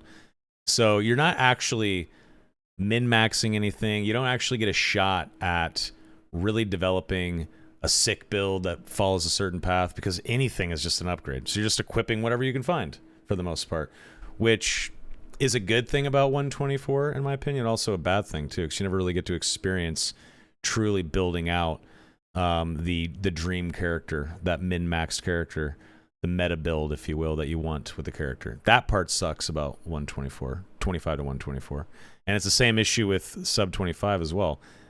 Just like back in the day when Norms was just like the gray and white lobby, and it felt like just like a battle royale game. Do you guys miss that? Do you guys miss those days? Remember that? When Normals was just felt like a battle royale, and then HR was the rest of the game? Well, 25 kind of still feels like that, It does, a little bit. To me, it does. A little like, bit. that's why I've enjoyed playing it, because it's not, because I've got gear fear. It's just more, I get so drained by like those random ass encounters where you didn't know someone had a 1-2 build or some bullshit play with their gear in high roller, where you thought they were 1, but they were actually an extra 3, And in sub 25s, if you know everyone's baseline, you make plays around it. Like Jay said, counterplay, you know? Mm. And yeah, it's just one of those things that like they're always going to be chasing the tail. Like that's why I said fundamentally, like doing PvP gear fundamentally unbalances the gameplay experience, and it just scales. The higher you go up in the tiers of the gameplay of gear, like 24 to 124, and then 124 plus in normals, and then high roller. It just feels like the cheat. It's not like I find like the fun doesn't do that. The fun's here, and then the gear, like you get the dopamine for the gear, but then the fun starts pivoting down. That's for me. I don't speak for everyone. Jay says he's not been vibing with the HR experience. I just feel like the fun zone does that. Hugo Martin from id Software, the guy who made the recent Dooms, he calls it the fun zone. Where you're focusing about the player having fun. Fuck everything else. Are you having fun? For me, the higher you go up with gear, no matter what lobbies, the less fun the game feels to me. It does. It feels amazing for that rogue who's got like the crazy strength build and poison build and does the 2-tap landmine. It's crazy fun for the cleric who's got the one tap bonk with the mace. But everyone else, no. No. And they're just gonna always chase their tail. And the gear score cap lets SDF still has his vision of PvP gear, but reels in the bullshit. It reels in the bullshit because once you start going past that, bullshit alert. It just starts the more bullshit happens in the game. So they either cap it at 124. Obviously, they have to bring some values down to let people use certain gear or whatever. They have to like work with the stats a bit, but like having some cap and builds not being insane may keep them having their vision, like SDF's vision. Yeah. Or like I've suggested multiple times on this podcast and my own bullshit stream, they make gear PvE based and that's what I've wanted. Subtle PvP bonuses. Yeah. I've been saying it for a long time. Like, give me stats that allow me to clear mobs faster, take less damage from traps, instead of stats like plus true damage that annihilates any PDR, MDR gear that someone has worked hard to put on. I agree. I don't want more PvP type stuff in terms of gear. I want that slowed down. But hey, we've been talking about balance for a while. We're already at an hour and 18 minutes. Oh, that's good. We have Q&A to get to as well. Sorry, go ahead, Jay. What's up? I personally feel like I've been saying this the whole wipe though. This is by far the worst PvP meta to ever exist, I think. It's not in a great spot. At least when one tapping was a thing, everybody could one tap. You know what I mean? Yeah. So like that was like the balance of that era. Yeah. I feel like gear has fucking historically created so many problems in this game, and they've had to reel it back, and they've learned their lesson. Except I feel like they haven't. I feel like there's still people at Iron Mace pushing for really strong gear, and it completely breaks the game. Like, this game is so fun for me in the first month when we're like still trying to gear up, things are fair, crafted gear isn't fucking everywhere, and like people are wearing like mid blues or whatever the fuck they can find. That is the most fun I have in this game. I agree. Once we get to the point where we're above like, let's say mid-tier blues, or we start getting into like bis purples, then my brain just turns off. It's not fun. It's a one shot. It's like, what broken build can I come up with? It's not fun. Someone just said it in your chat, Jay. Mr. Gimperson, same problem with Tarkov. 1,000 fucking %. No, except Tarkov has answers. Yeah, you have a Mosin. Sure, I have a Mosin. Helmet, you have legs, you have limbs. That's true. If you're wearing tier 6 chest and no visor, you get one tap. It's true. Not the same problem in Tarkov. In this, it's you're versing the T1000, and that's it. Yeah, good points. Yes, but like when you not like this, you said that's been the thing forever though. Yeah. Is there's no equalizer in this game, and that is like a whole separate issue. Like there could be an equalizer. Yes, don't get me wrong, but we don't have that in this game. It's not the same. My fear, guys, is they weren't learning from the PvP gear discussions and back and forth with balance, because for like up until this last wipe, SDF and Iron Mace have been yo-yoing back and forth, adding all attributes to the game. Right. When it clearly wasn't, God help us, it clearly wasn't working for the game. And remember when we all thought it was gone, and then like 2 wipes ago, they were like, let's put in all attributes on like necks and the chests. And it was just like back to that shit, just a little bit scaled down, it just proves that it's just the PvP gear thing's just always gonna it like I said in my last Dark and Darker video, it's gonna be a perpetual endless loop of chasing the tail with it. What do you, Hmm. actually not like this? What do you feel about PvP gear and like PvE gear? Do you think they should have focused more on PvE gear? I'm Like okay let's with say PvE gear. Yeah, yeah. yeah. Like, look, I think once we get into like Bis Purples, the game is already too strong. Like, the gear is way too strong. I really like Mm, the gear squish before. I think adding uniques back into the game as an incentive for HR is a joke. I think it shows that it's out of touch. Like, you don't really understand why people don't want to play HR. Giving them mm. uniques is not going to make people play HR. That's ridiculous. Like, Makes and the it just people who makes do more play gear it diff. enjoy it a little more. I will tell you that though. Yeah, Which was what they were sure. going Versus for. Yeah. Which is But such a like, small percent. They wanted to it's cater such a to the tiny, HR people. yeah, Yeah, it's such a tiny Yeah. percentage. Like, Yeah. just redesign it better. Make And from a everyone have marketing fun. sales point for like Soma and the team, that's not going to make more sales for the game. The Yeah. 85% of the player base that are Timmies don't give a fuck about uniques because they know they're never going to hold one in their hands.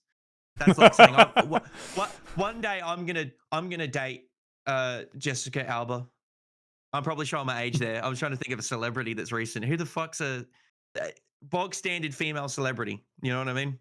I do Of current era. completely agree with you, Joe. Though Sydney I Sweeney. said this last wipe. The first like month, amazing because the gear is so much more like compact. It's not like because I'm pretty sure they're restricting the drop rates, which is what Tarkov does. Yeah. Like the fights in blues are way better than now. Everyone's got a gold scarf and Yep. ruby silver fucking gloves and Yep. you know Agreed. this, that, and whatever fucking else. I If I agree. don't is spend a ton of significantly time better. gearing up wearing Bis, then I'm not competitive. Like, that's bullshit. That hurts the Yeah, you gameplay can loop. slap. You can slap bullshit on and be competitive Right. and not have to sweat. You know, getting every fucking juice out of the fruit. You know what I mean? So as we transition over to Q&A, do you want to give us quick snapshots? We don't have to have massive discussions on it unless it's deemed necessary. But you want to give us little snapshots on Warlock, Bard, anything else you had Yeah, taken notes on sure. Not Like This? Oh my god, I've got so much to say, bro. Like, we might, Sure. I don't know, like, Q&A might get thrown on the back burner this time around. Not Like This is cooking up I feel like some it's been a shit. good one. You know. Oh to be yeah, fair, yeah. This though. is great. Yeah. We've been digging in. This is Oh yeah, good. this is good. Yeah. so I, like, I do Bard's, think this is a very bad time though. Just to yeah, double down. I on it. agree. Like, we didn't even talk about gear score. We didn't talk about arena. Like, my biggest fear is that SDF, if he's truly the one, which by the way, look, I love the devs. I really appreciate you guys. The fact that you've been here this long, I could tell that you guys care. Like, that's why I joined this game in the beginning.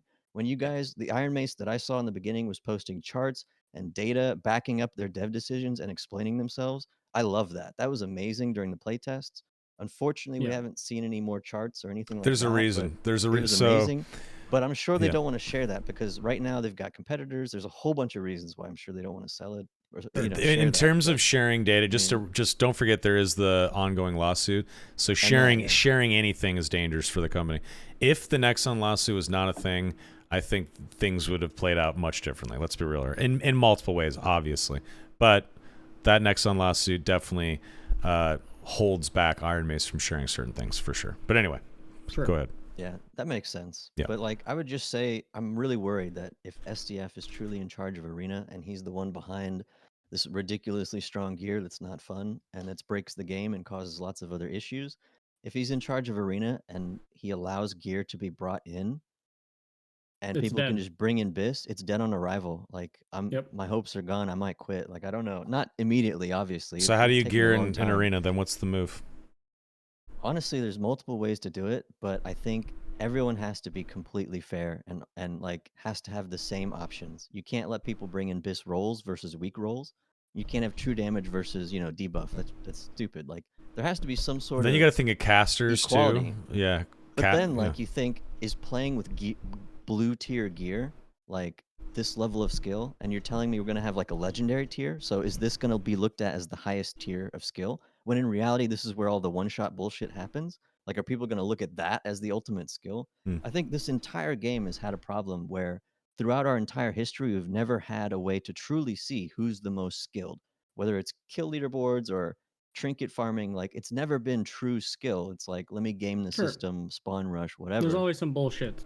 Yeah, there's always bullshit, and the integrity of the leaderboards with cheating and a whole bunch of other issues we could get into, but we'll skip. Like, we've never had a place to truly show our skill. So please, Iron Mace, my one wish is like make Arena truly skill based, and I think people will play the fuck out of it. I know I will. Copy fucking World of Warcraft. I don't know how else Yeah. to say it. Yeah. Copy WoW. They have it figured out. They had it figured out for 20 years. Yeah. Yeah, well said.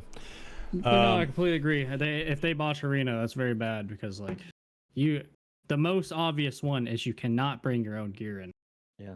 And I have a pretty good feeling they're gonna do that. I'm really scared.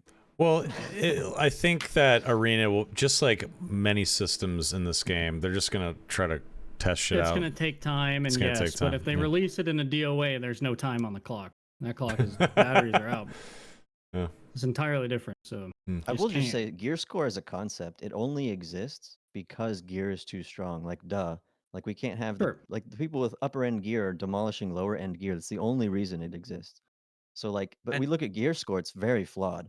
Like, offhand weapons versus main hand weapons, or like bringing in A copper loot, light, yeah. right? Crafted gear or Yeah, loot. Like, yeah. copper light's broken. Like, it's Yeah. green gear, but it's got an extra stat roll on it, Yeah. and it's got an extra inbuilt stat. Like, what the fuck? This is not balanced even remotely. Like, Yeah. how are we letting this Well, happen? SDF Like, clearly said he juices. doesn't care about balance. He has made that statement. And that's a that's bad fine. take. Give it to somebody else. I'm Give sorry. it to somebody Someone else. has Someone to care. has to do Somebody it. has to Yes. care. Yes. Someone in has his to do it. defense, I'm not like an apologist of SDF and the PvP balance, but in his defense, I think that was more of a translation thing. I think what he meant, it's more of an interpretation of what he said. Sure. I think because he's been doing hot fixes that have balance change, it's all about balance. So what I think he meant by that was this next the major updates of the next month or two. Oh, is he doesn't their care right focus is now. on content. I see. Not Sure. That could be own right. balance. Yeah, that could be right. Because if they're not, You if have he to doesn't run care about both, though. balance, he wouldn't be doing hot fixes, with You balance have to changes. run both. Yeah. Hmm. So I just You think that can't was more fucking of a just do oil translation. changes on your car and expect it to drive when there's no fucking tires left, right? Like you can't just go Yeah. one without the other. To be fair, Mm. which they did for a while, where they just did balance no content. We saw what happened. Hit the lowest player count of all time. So. Yeah. All right, now like this, give us the Bard and Warlock rundown. All right. So At least. Warlock we nerfed, right? And I think Curse of Pain nerf was fine, maybe a little heavy, but probably fine. But Does like, what Curse of else Pain is- need to do upfront damage, by the way? Can it just be a damage over time? Does it need to do 10 magic damage when it hits? But they'll have to buff the over time because it's a little. I don't know. That's a tough one. Sure, But like, yeah. what's the main issue with Warlocks? It's their infinite sustain. Like they have infinite spells, infinite sustain. No Yep. other class has that. I mean, people used to tell me like, "Oh, Cleric's amazing because you can self-sustain in solo." But I'm like, bro, have you ever played Warlock once? Like, it's infinite. Yeah. Like, so Life Drain has to be touched. I can't believe they haven't touched it. Life Drain has to be nerfed. Hydra, I feel like, is really annoying to play against. Even if you perfectly time your hits in between, like you're opening yourself up to skirmish poke against a good team in HR. And like, I don't know, man. I liked when they nerfed the HP, but then they reverted it very quickly. I don't know. I don't know. Phantomize. I think Phantomize is a little too strong. We got to nerf that just a little bit. Like maybe no healing, because if he's got 3 curses out, he's up to full, right? By the time that's dumb. I don't know if you should be able to heal off multiple enemies either, because like in normals, mobs are kind of like whatever for veterans, and you can just pop 3 and be healing the whole time. The mobs are very slowly walking behind you as you fight the main guy. It's like Sure. An easy I don't know fix about for that. that It's is an HR. an easy fix is Yeah. if I cast my curse on something, it cancels any curse that's on anything else. Only one thing I can only curse Sure, one enemy maybe. at a time. that don't could know. work, maybe. Yeah, Only one source of healing. Yeah. yeah. But that yeah. still doesn't affect drain lock. Right. So we Right. have to Like, for nerf. instance- We have to nerf Drainlock, of course. Just to give you Life an Drain. example, Ken and I are versing a Warlock team, a Drainlock team, and we're fucking slinging spells or double wizard. One Hydra, we both say every single time he's full HP. All it takes is one Hydra, and it's just like that. You just negate, Yeah. minutes of damage. You should be able to Yeah. just straight up. You shouldn't be able to leech off the Hydra. And here's the thing though, you remove leeching from Hydra, who's going to use Life Drain? Life Drain and Hydra are like peas and carrots. You gotta take them Sure. together, right? Yeah, sure. Just something Life Drain to, becomes useless something without a to Hydra. slow down the infinite and unstoppable reset. Just something and anything. Yeah. I think it's Yeah, more the so resetting's the real point. bad. And then real quick, 2 other issues, like he's the best bosser, right? So By far, yeah. So why is that? Like the self-healing, which they kind of, I don't know, we could talk about that, but then like the No Hellfires, right? downtime. The Hellfire. Hellfires is what enables everything. And I know bosses have a lot of projectile resistance, so can we not change Hellfire to have like a projectile modifier on it, so Sure. it's not They doing just did crazy its damage? Dark Bolt. Yeah. Effect. Mm-hmm. And then the final thing, Flamewalker makes PvE too easy. Like we've got to nerf that for PvE somehow. There's multiple ways to do it, but however you do it, just do it. Because you can trivialize like all of Ice Caves and then go fight the dragon, and it's just a little too strong. Mm. Sure. Yeah, Warlock, a little too good. I agree. It's the only class you can do everything in the game. Let's put it that way. Like By everything, yourself. every bit of content with solo, duo, trio, bosses, everything. It is Warlock out now at a local store nearby you. You know what I mean? Like it's just, yeah, it's literally the whole package. Yeah. Quick That's little why I started transition playing to it because Bard. I'm a solo player. It's just like, well, I could do everything, so fudge it. I'll just play that now. Yeah. Yeah. Which kind of transitioned us to Bard because Sure. Warlock. I remember you posted that the Warlock clip on the soda poppin' one last episode. By the way, that was like one of your best episodes. I really like that one. Like I you guys agree. just talked about the game the whole time. You guys it was amazing. Like, Yeah, Soda's a I great like guest. that kind of stuff at least. But, Yeah, he was a good guest. like you posted that clip of Soapy, and like yes, the damage is crazy, right? But the only reason he's able to catch Soapy is because of the Bard. He's buffed by Bard. He's got crazy move speed. In that moment, yeah. Sure. That's Like true. Bard enables everyone. Why does Bard run with double Cleric? Because he's the perfect like anti-weakness to Cleric. Clerics are slow. Bard's fast. You know, like I don't know. Bard has been a problem for so long, and people like don't understand. Some people don't understand why Bard is so strong. Like for yourself, you're getting 9 move speed, which is more than any boot in the game, by the way, except Lightfoot's. Yeah. Right? You're getting 8% action speed, 10% physical power, self buffs, and then for you and your entire team, you're getting +2 all. You're getting 15 armor, 15 MR, and then temporary buffs. Okay, for yourself and your team, you're getting 18% action speed and spellcasting speed, and you're getting 15 move speed. Fuck, guys, that's more than Frostlight boots. And You're giving 3 Frostlight weapon boots damage. +1 to your entire team. That's crazy. Okay. Yep. And then you can shriek someone to lose 30 armor and 5 Shriek physical power, is too good. which on low armor targets, it's massive the damage you're doing, Yeah. especially bosses. It's like 30% extra damage. You don't even have to hit the boss. You're useful to your team. You just shriek. Yeah. It's way overpowered. Like we have to fix that. Plus, you know, Yeah. people don't do it as much, but you can lament -10 move speed to everyone on the other team, and like -3 all. Like It's slept come on a on, little guys. bit. Yeah. These stats are just crazy. I don't Yeah. know. Yeah, I feel like Again, a class that's eaten 100+ nerfs and is still in the S tier category. Yeah. this is gonna sound crazy, but remove 10 song, make it 5 song only, combine some of the songs, shorten the durations a bit, and give Bard some actual viable skills beyond another 5 songs. That I think you can that would leave help. it. I think you can leave it, just balance it and add more skills for more versatility, though, to be fair. I agree. That way you're not like gutting the fun portion. But you're putting options on the table that are viable, you know. Because even if you got rid of 10 song, like it's still gonna be OP. People are still gonna run all the meta shit. You know what I mean? Yeah, fair enough. At the end of the day. Yeah, I guess it's fundamentally it comes down to the songs and the buffs they're spitting out. Just give them more options, you know. Yeah, Why that's does true. Warlock have all the options? You know, no, not many other classes do. Well, that's another thing with we've talked about this before, but obviously, like in the early stages of development in this game, like fighter was probably the first thing they thought of, like base vanilla ass fucking guy that can equip whatever.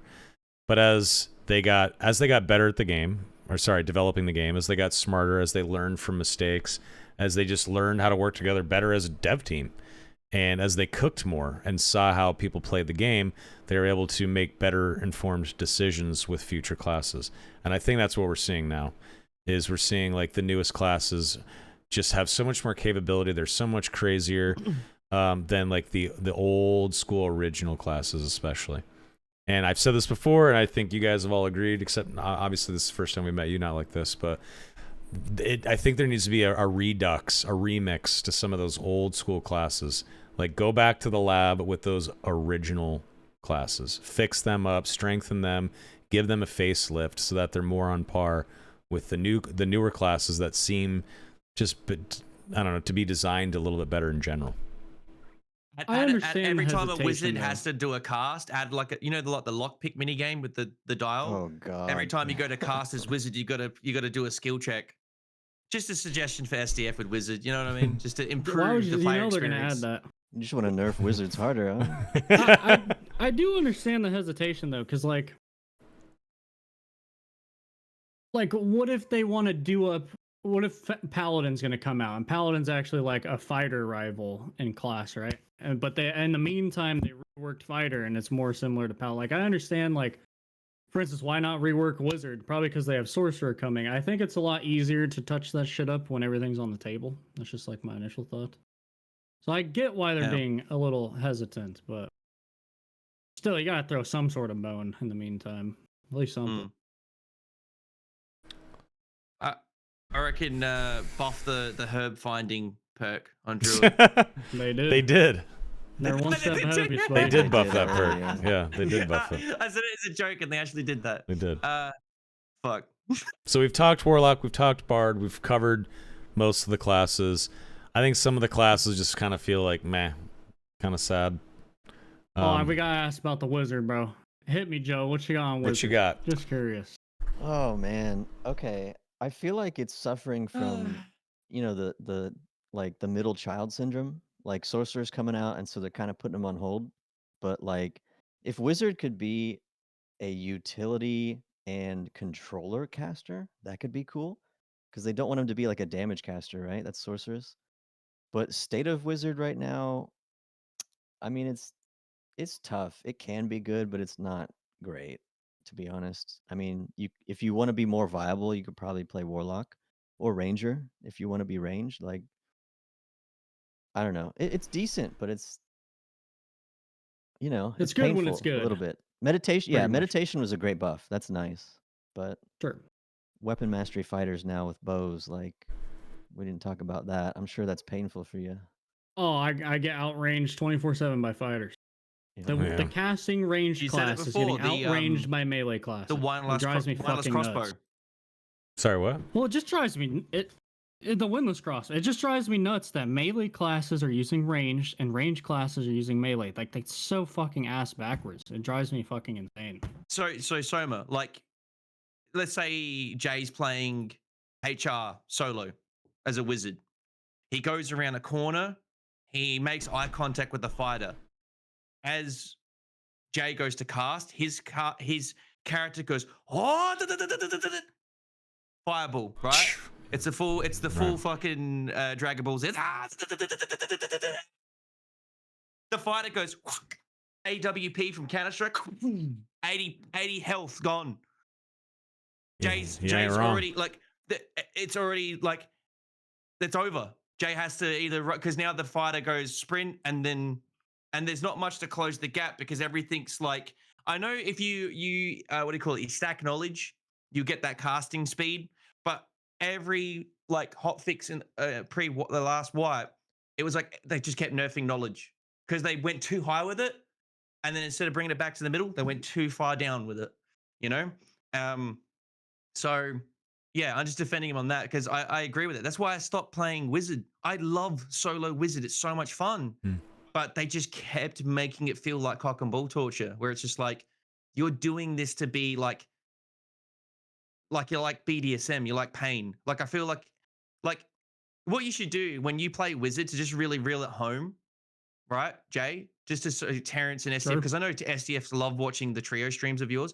Every time you play Wizard, have like some like BDSM Matrix like latex suit. You wear it with the Wizard hat, and it's like a leather wizard sealed, hat. and then you've got like nipple piercings that are like they're like connected to the PC by USB, and if you die as a wizard, it rips your nipples off, like that scene from Furiosa with Chris Hemsworth.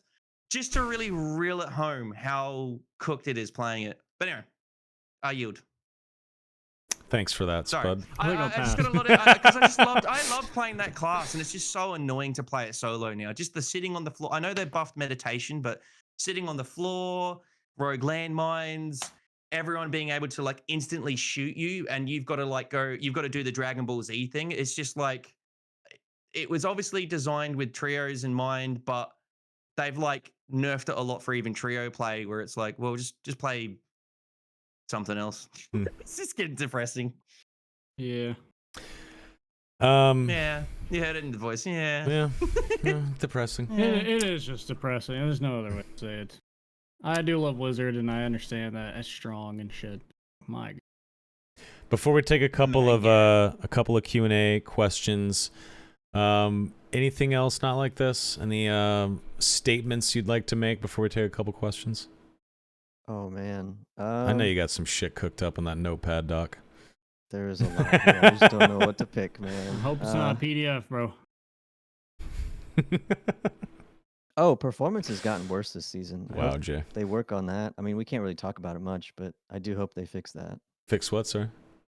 performance. Oh, yeah. It's gotten worse. Like it used to be. I've It was noticed. pretty good. I've noticed but performance then, issues too. man, Yeah. And I don't know if you. I'm sure you guys know. Like the stuttering. Like you can tell almost exactly where a player is. It's bullshit. Like you Yeah. stutter when you're about a module and a half away. So if you play the game enough, you can start to kind of figure out like, oh, I stuttered. He's probably in that module in that area. Like it's And BS. people min-max their settings to make that like Oh, I worse, didn't know that. more noticeable. Yeah. Oh. So Rubber- I've been saying for a while, like, you're just incentivizing cheats. Like you straight up are like, you could be ESPing and you could just claim, oh, my game lag. That's how I knew you were there. Just all doubt goes straight out the window because it's now a game flaw. Game flaw. You know what I mean? I That's just, like, I keep rubber banding into damage. That's something that I keep experiencing. I feel like I have completely cleared a mob or I've dodged something and I rubber band and then take the damage. And it's happening more and more and more Sure. almost every match, which fucking sucks. Okay. One thing I asked Keep the going. devs is please stop. Like, I understand you can't document everything, but please stop the major undocumented changes. You know, like something like ranger traps are buffed in duration. Like, that's bullshit. And we don't know about it unless you really find out the hard way. So you step in one. Yeah. They shouldn't have been buffed, but obviously.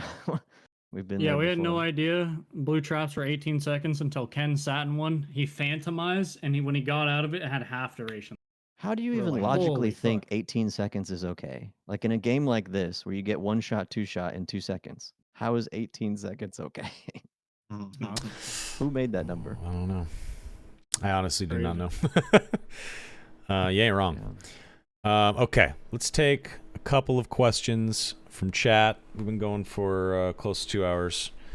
Let's do it up. Jay, while you find something, I'm gonna take a quick pee. I'll be right back. Cause I'm an old man and I Sure. can't fucking sit through an entire podcast episode anymore. It's pathetic. I'll be right back.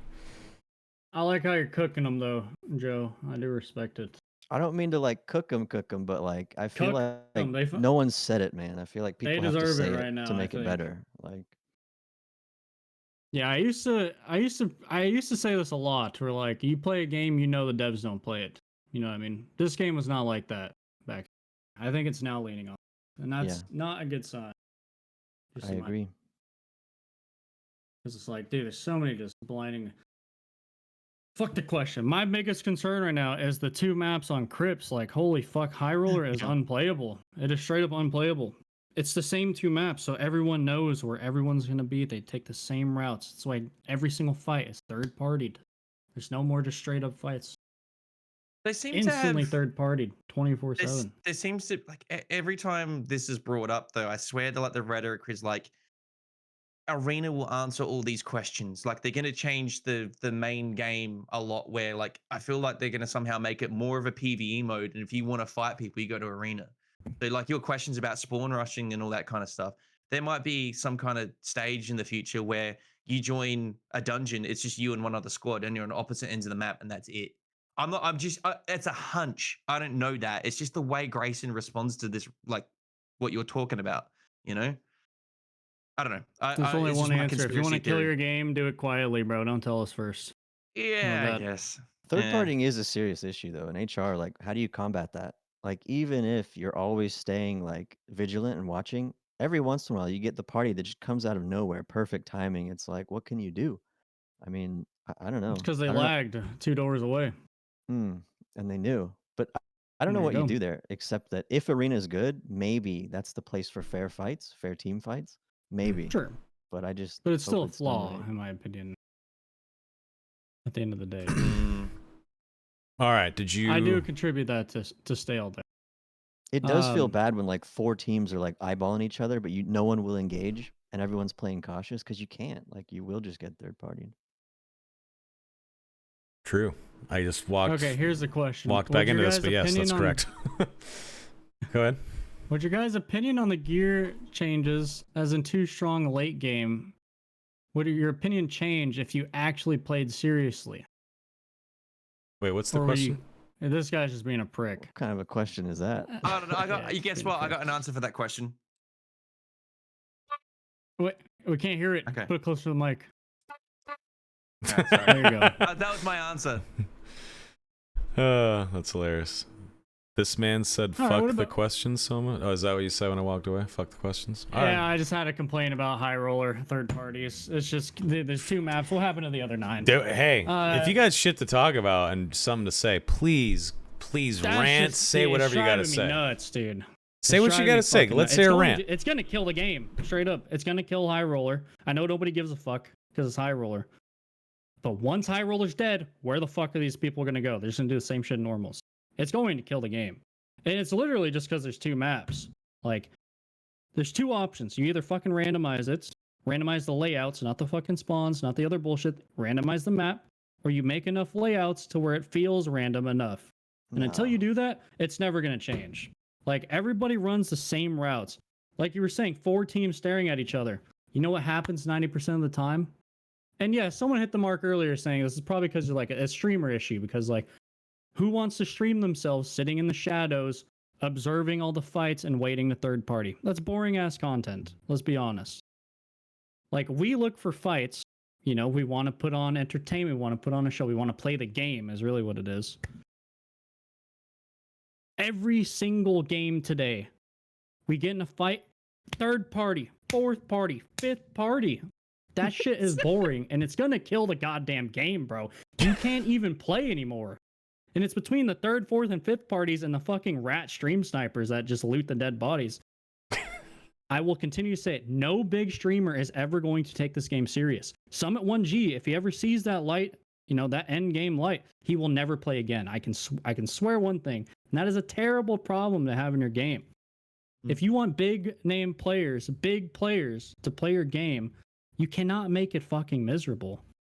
Just straight up. Like, to me, it's probably the biggest issue right now. Like, everybody runs the same routes. They know where all the fights are. They happen in the same spots 9 out of 10 times.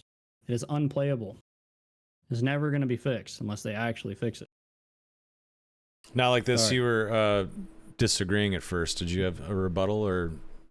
Oh, I would just say don't do more layouts, please. Like some of the layouts suck, I'll be honest, that Sure. I've seen from before. And like even you do layouts, someone's got to spend all that time and then people just memorize it anyways. Like Sure. I wouldn't go that way. But the randomization sounds badass. I think it could get True veterans and randomization. noobs into it. But like that's a lot of dev work too. So Yeah. I don't know. And again, it's you either have 50 layouts or you have to randomize them. Like, I don't think there's any middle ground. Like, 2 layouts is so bad. How is it like 6 months ago we had 9 fucking Crips maps? Where did the 7 go? You know what I mean? Like, where the fuck did they go? It blows my mind.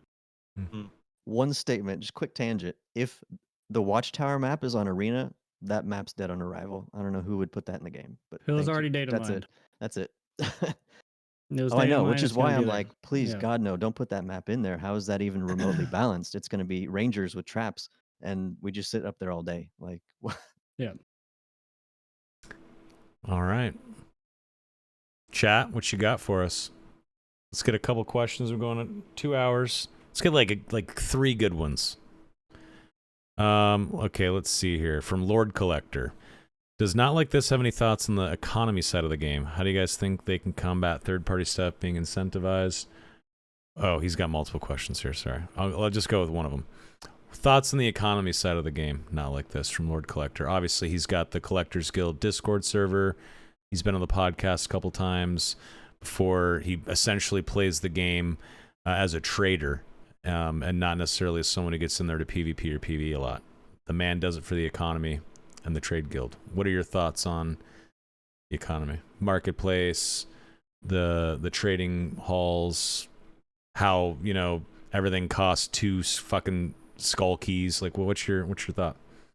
I would guess he's not gonna like what I have to say, Uh-oh. to some degree, but Of like, course not. Here we I go. don't think reselling shouldn't be allowed.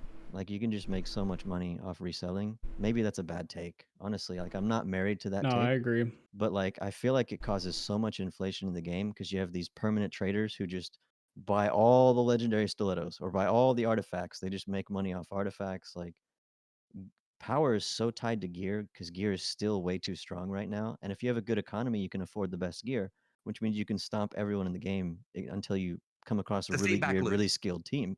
And so, like, that's not fun. That's not good either. I don't know.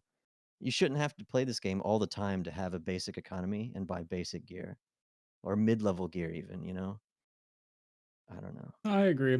When you're reselling, you're literally just making everyone pay more money. You're Yeah, adding a and middleman. you just profit off. Yeah. You're inflating by definition. Like, Hey, Lord Collector's a homie, smart guy, like him a lot. I think what he's tried to do is pretty cool in its own way. But I'm a solo self-found kind of dude. I wish that everyone just had to find their own shit, and you had to risk your own shit that you found, and that's the game. I don't like the marketplace. I don't like trading halls. I know there's a reason for it. I understand some people like it. I'm in the camp. If I had to choose, I'd say get rid of it. Give me a solo self-found. Or Would give me solo the self-found options. would go so hard in this game, honestly. Yeah, It's just a sleeper game self-found I mode. feel Like, like it'd be so good. like when you create a new character, you choose: do you want to be a self-found, or do you want to have access to the marketplace and trading when you hit level 20? Choose a path. And if you click, I'm just self-found, you never get access to the marketplace or trading, and you're just on your own. And sure, you can like bring stuff in game and like drop something for a buddy or something like that if you'd like. That's risking. That's risking shit though. That's risking shit. I feel like that would be a massive boon to the game as a self-found mode. I think people would absolutely love it. I think it would fix a lot of the gearing issues. I think player retention would skyrocket. I think whenever you just get to like go into the marketplace and spend 10 grand, 10,000 gold and like pick up a kit real fast and like jump right back in, I equate, and I've said this before, I equate it to entering a cheat code into the StarCraft campaign back in the day. Show me the money. Like, okay, suddenly I have a shitload of minerals, and I just fast passed myself to being able to buy whatever I want. That brings down the fun.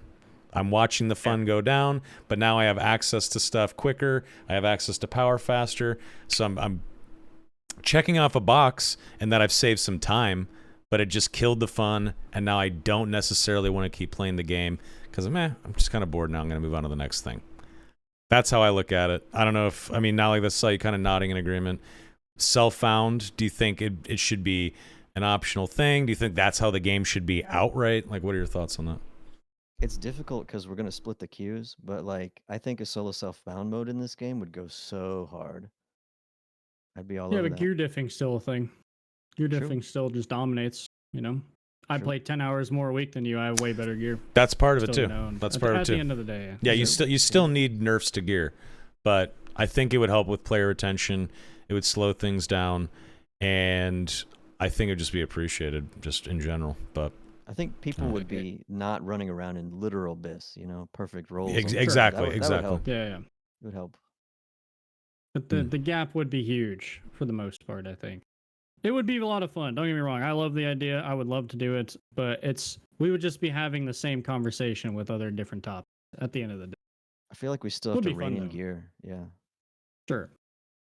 It just has its own whole separate problems, I would imagine. But it would be fun. So this make it an event or something. Yeah. Fuck it, try it out. This thing won in my chat had a great question. Long-time listener, first-time commenter. What do you guys think Iron Mace does really well? I feel like we spent a little long as a community shitting on the devs. Especially this episode, we've kind of like clawed into them a bit, which is a little deserved, right? But That's okay. Yeah, it's okay. We're usually like, oh my god, they're jerking so them off. great. Yeah, exactly. So whatever. It's okay. Yeah. Updates.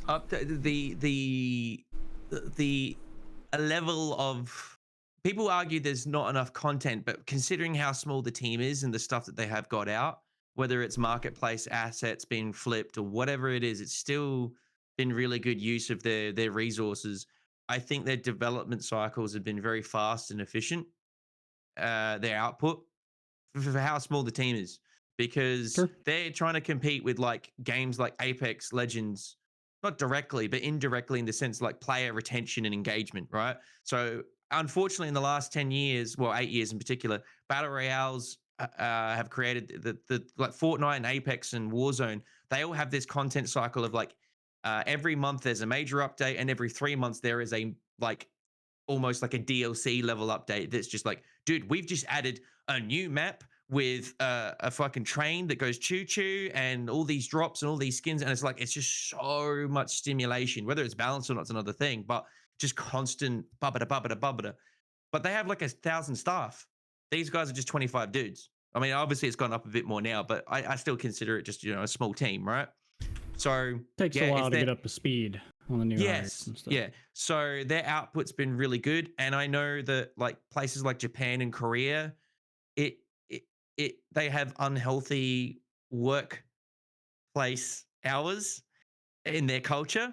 And for the like for all Western players of this game, whether they're American or UK, Australia, or European, whatever, they are benefiting from what I call unhealthy work.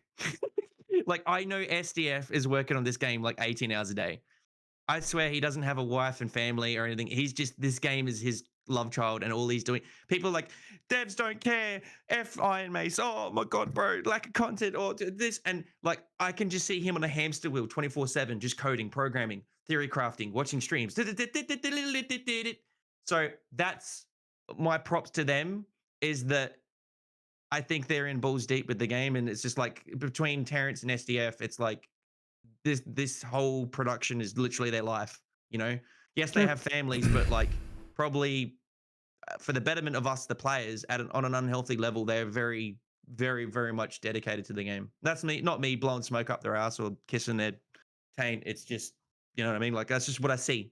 Anyway, I think they're the best what do you dev think, team Jay? I've seen in a long time. You know, Yeah.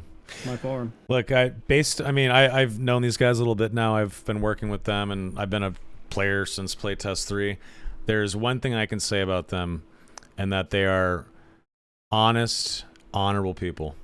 They truly are. Like the Steam release with the whole free-to-play debacle and how you got to use redstones to buy the game. That whole thing, the whole Steam thing that went down, was simply because a promise was made that if you bought the game on Blacksmith, we don't want you to have to buy the game again. So they went through all that shit because of a promise. What companies do that? People then don't give a Terrence fuck. said People want he- revenue. Companies want revenue and profit. They want money. These guys And made a Terrence promise, said and they were like the weird. interpretation Yeah. of, sorry to interrupt, but like I was just like backing you up. Like Terrence said that like the free to play debacle with like how people would perceive it as pay to win, he didn't interpret it well. Like it was his Yes, misguidance of like, his you know what I mean? misguidance, yeah. So yeah, I was just backing you up saying like, you know, he's been very transparent. Like that was all on me, you know? Yeah. And yeah, he was honest sorry. about that on One Pegs. So, fires up O Tree says that doesn't even make sense. It does make sense. They didn't want to have people that bought the game on Blacksmith to get charged again buying the game on Steam. So they thought this would be To merge your accounts, primarily being a reason, right? yeah. So you could like go from Blacksmith and merge over to Steam. Yeah. Read the first comment. Oh, I missed that. Why can't they just sell the game separately on top of the account linking mechanic? That's a good question. There's I don't probably know. some Steam shit to I that. don't actually Let's be don't know. honest. Yeah. So I whenever it came to like conversations with storefronts, I'm not involved, so I don't know. Yeah. It's a good question. I don't know. Probably some logistical shit behind that at the end of the day. I'm sure. But anyway, yeah, I have the so same questions, you know. but yeah, SDF Terry, the dev team, they are honorable, honest people. Like straight up they are. What is not like this is thoughts? What is their Yeah. W's? What's Yeah. Iron Mace's W's? I was gonna say kind of the same thing. Like the reason I picked this game is one, like it's an extraction game that's first person melee, somewhat skill based. That's half of it, the game. Yep. But then the other half is the dev team. Like I truly could tell this is a dev team that actually gives a shit about their players and about the game. And that's why I got on board. Like I trusted them from the beginning. Yeah. Yeah, they're trustworthy people. They care. They really do. This is their first game. Company's only been around a couple years. They're learning as they go. They've made a bunch of mistakes. There's no denying that. But man, it is so rare when a dev team or any company is truly honorable and tries to stick to their promises and to their word. It just doesn't happen. So we got to give them full credit in that regard. But Jay, what do you think Iron Mace is doing right? What's one positive thing you can say?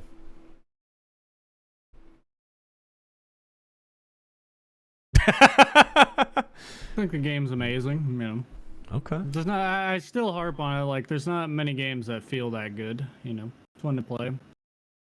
I was like, look at this I kissy think face. there's actually a lot of skill expression in it. Yeah. Movement, dodging. You know, landing shots, all sorts of shit. Okay. Fair enough. Pretty much it. Okay, so it's That's why it kills me when shit's unbalanced and drives me fucking insane and it's miserable to play. That's why. totally It's get like it. genuinely why. Of course. Yeah, and as people Drives me who nuts. are so attached to this game that it's a big part of our lives. We do a fucking weekly podcast. It's your job as a streamer. I work at the company. Not Like This makes YouTube videos. Spud Hunter, this is like one of your main games as a content creator. We have been attached to this for so long that we can't help but put a magnifying glass over everything, right? When you've sat in the room so long, you're going to start counting the scratches in the walls, and you're going to start noticing paint chips and cracks in the walls. Yeah, you just are, naturally. So, of course, we're going to examine it the way that we do. But overall, you're right, Jay. The game is fucking amazing. That's why I wanted to work at Iron Mace so bad. And Not Like This, you're absolutely right. A first-person PvP VE game that's melee focused, fantasy based. Got fucking magic and shit. Didn't exist. You know, There was a huge gap that no one even knew was missing. That's something I wanted as a kid because I love Diablo 2, and I was always like, I want an FPS Diablo. Yes, same here.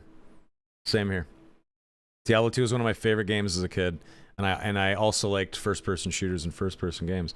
And I always thought, why isn't there a first-person Diablo? Why isn't there a first-person Diablo? Well, lo and behold, eventually I'm it just came saying, around. when I hit a 360, off the top rope, ice bolt headshot on a guy walking away, I'm half chub. So what? Augieson just said. Find me another game it feels that good in. Augieson just said melee focused my ass. I was watching his stream He's earlier. not wrong, He's bro. not wrong. Range He's not meta is wrong. creeping back in. I fucking hate range meta. I always have. It sucks. But let's take. If I lose another range fight to a fighter with a fucking recurve bow, I'm going to break my desk. I know that's a Straight up. little cringy. So I need Shit to like go get food. It's been That's a skill issue. over 2 hours. So let's take one more question and wrap up, and then I do have to get out How of here. about a mini one? What do you guys think about Creep? I never thought it was that bad. I'm a huge fan, but I could see, now I'm starting to come around. It's maybe not so good for the game. It's so fun all. to use it, but it completely changes how you have to play against it, which sucks. Yeah. Sure. You got to be so careful. Do they take it out? Maybe change it. Just nerf it? adjust it. Yeah. They could probably take it out. Maybe you can't Just go so bring it far. back to, maybe bring it back to old Creep, where it just reduces the range of which you could get hurt. That's Maybe not probably the dead best silence. fix. Is just revert it to what it originally was. Yeah. 'Cause dead silence is crazy. All right, let's take one more, and then we'll head out of here. Hypothetically, if the game didn't suffer from splitting queues and the player base wasn't separated as it was, or as it is now, would gear brackets work in HR like they do in normals? Of course. Why wouldn't they? I guess. Theoretically, yeah. Why not? I mean, it's a gate. A gate's a gate, right? Sure. It'd just be too many queues. Like if they did that, it'd be like another 12. We'd have 24 queues. Yeah, it'd be. Yeah, there'd still be They the can't similar do it. You're issue. saying in like a perfect world. All right. Yeah, gear score works in a perfect world. Brackets and shit, they all do, but it's not what you live in. So. not We Call don't of have Duty, World of not 10 Warcraft million players. players. You need like 80,000 concurrent players worldwide, and like regions like OCE or places that aren't NA or EU. Like they just suffer so hard once you go past 4 Sure. queues. And again, the difference in a game like WoW is everyone has relatively the same gear. That's why Arena works perfect, Now becomes team matchups, skill matchups. You can play off meta picks and still beat meta because you're better. Hmm. We don't That's really how it have should that in be. this game. Yeah. All right. So FTW Pala said, any thoughts about Ranger? It's range meta. Everyone's shitting on range meta, but I'm not hearing anything about the actual range class Ranger. I'm just hearing about fighter and barbs. So we didn't actually talk about Ranger at all except traps. Any thoughts on Ranger not like this? We didn't really get a chance to totally touch all the classes, especially that class. I mean, this might be controversial, but I feel like any ranged class in the game fundamentally alters the contract of the game. Like what I'm saying is like there's a contract when like two melee characters clash. What matters? Your speed, your tankiness, your PDR, your HP, your damage, your swing speed, everything matters, right?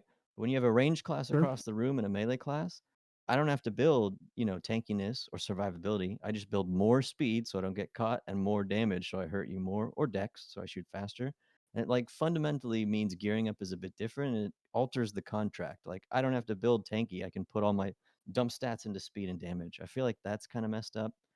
But also like the endless kiting meta, that's how you play range now. And I feel like another thing that surprised me is they said B hopping doesn't matter in this game. Like I feel like it does. I feel like it's a pretty big advantage if you use it correctly. Yes. And I feel like Yeah, they're It's gonna also have to just they're gonna have annoying. yeah, they're gonna have to address that. They're either gonna have to take it out Yeah. or do something about it because that shows me it's a little out of touch as well. Because you can use it to really gain distance and movement, and it's a move speed meta game. So like it helps you cover movement Just and shoot and attack at the same time. It's massive. I'm about like to rebind my mouse keys to have to do it. Like I Hmm. just Soapy in the lore, watching them perfect the reload bunny hop. It's like they'll fight players and they're reloading and kiting at the same time Yeah. with the like boing boing yeah, the Yeah. boing. windlass Like looks the windless ridiculous. crossbow. Yeah. Yeah, it's like Yeah. Like a pogo It's a stick. pogo pogo stick. stick. Literally a Yeah. pogo stick. Yeah. Yeah, Yeah. it's ridiculous. The weakness of the windlass is you're immobile and you have to sit there and reload it, but you completely bypass that. It's just like the Mm. crossbow pullout that they nerfed, but Yeah. it doesn't matter because everyone negates that by switching to their main hand weapon, or they switch to lockpicks, and you don't have to put away the crossbow so long. Like Yeah. I don't know. At the end of the day, do I really have to bunny hop in a fucking dungeon game? I know. Well, I don't want to have to also learn it, another man. thing It that sucks, drives me but like insane. Exactly. to be better, you Mhm. do have to learn it. It's just Yeah. Yes, you do. Sorry, go ahead, Spuddy. No, I was going to say just to finish that question because what do you think, Jay, about Rangers? Like, because I guess like fight is the new Ranger for you, is your problem with Wizard. It's really not. It's just like I think if you're going to have a class called the Ranger, they should be the ranged class, right? Like Yeah. why Well, does there's every other other people being class better just rangers. have bows and fucking all these ranged options? Or like It that just meta kind of with it kind of kills Barbarian it. with the throwing axes when he could like throw 12. Yeah, He was a well, better that's Ranger. what I'm saying. You got even now they can still do that. They have fucking Yeah. Achilles strikes, so they just hit you with range and then they close the gap because you can't move. But it's like Hmm. at its core, I really don't think these classes should have bows in them. And if they do, they should be heavily penalized because they're not a ranger. Like I said that earlier today, like as I was getting 3-tapped by a fighter with a recurve bow, it's like, why the fuck are they even doing this much damage? Like it should be a small option, yes, to get some free poke damage in, sure. But you shouldn't just win the game because you're deciding to use the bow. So like honestly, how about you gut all the bows on every class other than the ranger? Just gut it. Fuck it, why not?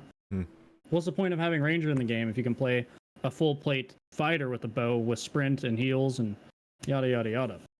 stack Right. true Yeah, damage, wrong. Rondel, Yeah, you're wrong. Right survivability. now, just Yeah. to finish up on it, I think the broad question is Ranger OP or whatever. Like, does it need to be reeled in? I think early game Ranger isn't like playing normals with no gear or average gear. Ranger's just kind of it's like in the mid tier, at least as a solo Sure. player. I'm talking solo perspective and trios. I think from watching streams like yourselves, I think it's in the mid tier. But HR and having the oh my god, the YouTuber, this is OP. Oh my god, IMA's busted build metas. You won't believe it. Yeah, you won't believe it. Dick sucking lips, red arrow. Basically, right. I saw this is, but the lore at his video wasn't like clickbait. Like it actually was really good. I watched one of the lore's video about the resourcefulness build and doing it with forceful shot and a survival bow with was insane with like resourcefulness. So you bring down like your cooldown on your skill. And Yep. he had this fight with the cleric where the cleric couldn't do anything. He just kept the forceful shot was pushing him back. He would kite for a minute, 10 seconds, it's back up, doof, doof, doof, doof, and it was like it was a machine gun. It was insane. Like that matchup was busted, but it was like you had to build a very expensive build for it. So things can seem broken in us OP and HR because people might find a very specific build. And I think range is in that weird place where it's kind of average, but if you find that specific build with a specific matchup of a class, it can be bullshit. So I guess like a shout out to the Sure. lore on YouTube. If you watch some of his videos, he's made some really interesting builds with certain gear matchups with Ranger, you know? That's the only thing I think, oh, that might be a little bit busted or whatever, but that's it. That's just like every class has that anyway. So yeah, Ranger I think is just kind of mid tier at the moment. Hey, this was a great episode. I think we held Iron Mace over the fire a bit. And as you said, Jay, a lot of the time we're S and they're D, so it's I've been okay. jerking them off for a year and a half, bro. They can suck my balls one time. Steve is typing right now. He's pissed. No, I'm just joking. No, it's okay. Like sometimes this kind of feedback is totally I'll necessary. translate it if he wants. This kind of feedback is absolutely necessary sometimes. Good episode, a needed episode. And Spud, thanks for showing up on time. We really appreciate that. You're the best. Jay, Try my best. thank you for joining as always, Jay, and thanks for a couple of solid rants tonight. And of course, not like this. Dude, you're an intelligent guy. You're well spoken. You know the game very well. You seem to have a good grasp on balance and just the philosophy on the design of the game in general, where it should go. So it was greatly appreciated to have you on and to hear your insights. Your videos, like I said, are really excellent. So don't stop making content. Keep going because it's good shit. Yeah, thanks for having me. This is blown by. I haven't even finished my notes. Like I don't know how the time has gone by so quickly. This was a lot of fun to just get Oh, same. nerdy We and should've talk kept about this going. game, man. I know Yeah, it's I could it's go my another fault. 2 hours. I know it's my fault this time. I do have to go. I am sorry when I don't have plans post podcast. We could have a 5-hour for all I care, but tonight I can't. Terrence, if you're watching and you can't get a tutorial in the game for some reason, resources with staff, or it's too complicated or whatever, put like in the menu somewhere, oh, these are suggested tutorials. Click, and it goes to YouTube, external link outside the executable, and goes straight to his channel or Ryan 6 days a week. I reckon there's like 5 or 10% players that will benefit from it, and you retain them. I genuinely believe that, because you go to YouTube and you go, oh, I want to try and learn the game, and people have to, like, unfortunately, you need to hold new players' hands, and that will help a lot. So if they can't get a tutorial in the game, just link to that. What's the worst? Like, if you vet it, if you watch the video and the content creator doesn't do like heavy politics and he talks about pineapple on pizza, you know what I mean? Where you're like, oh, what the he's into pineapple on pizza? You know what I mean? It's not going to ruin the image of the company or the game. Like, just linking to a video of Sure. Not Like This' channel is going to be huge. Anyway, Right. I just think they got to do that.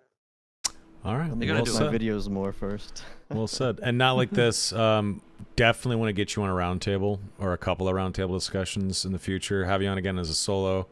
Both, if you're down, of course. Yeah, hell yeah. This was Beautiful. a lot of fun. Excellent. Okay, Mr. Griffia, where can people find you on the internet? I'm Jay Griffey on Twitch, Twitter, and YouTube. Fuck yeah. All I right. hate that. Spud? The Spud Hunter, YouTube, Twitch, OnlyFans, all the things, the gram. I don't use Instagram, but yeah, the YouTube, Twitch, the Spud Hunter. Hell yeah. Best OnlyFans on the platform, by the way. Not like this. All right.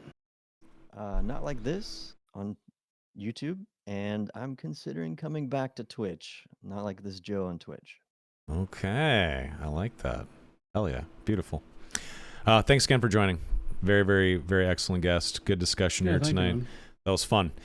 Chat, I know a bunch of you asked questions and we didn't get to them. That's how it goes every week. I'm sorry. I know it's annoying. It sucks. Save it for next episode. I do apologize. We can't always catch every single question. So next week, Next Monday is my 38th birthday. I'm going to be out of town with family. I'm going to be on a road trip doing shit. So I will not be in town Monday and Tuesday next week. So it's going to be an off week for both D&D and for the podcast. Sorry about that. But episode 69 will be the week after. And guess who's coming back for episode 69? We got Donnie doing his farewell episode, the Scuffedest Hour. Spud, you'll be the guest, obviously, as the new host. But we'll have Donnie on. He's going to host it. I guarantee you only 1% of the podcast will be Dark and Darker related, with Donnie at the helm saying goodbye. It's going to be unhinged. It's going to be gross and beautiful all at the same time. So definitely tune in for that. And the date on that is the 6th of August. So, bye week next week, week after, episode 69 with Donnie. It's going to be a good one. Until then, though, what's that? I said nice. Oh, until then, have a lovely rest of your week. Enjoy the dungeon if you can. And we'll see you next time. Boys, have a good night. Chat. Night, guys. Peace out. Have a good night. Goodbye. GG's.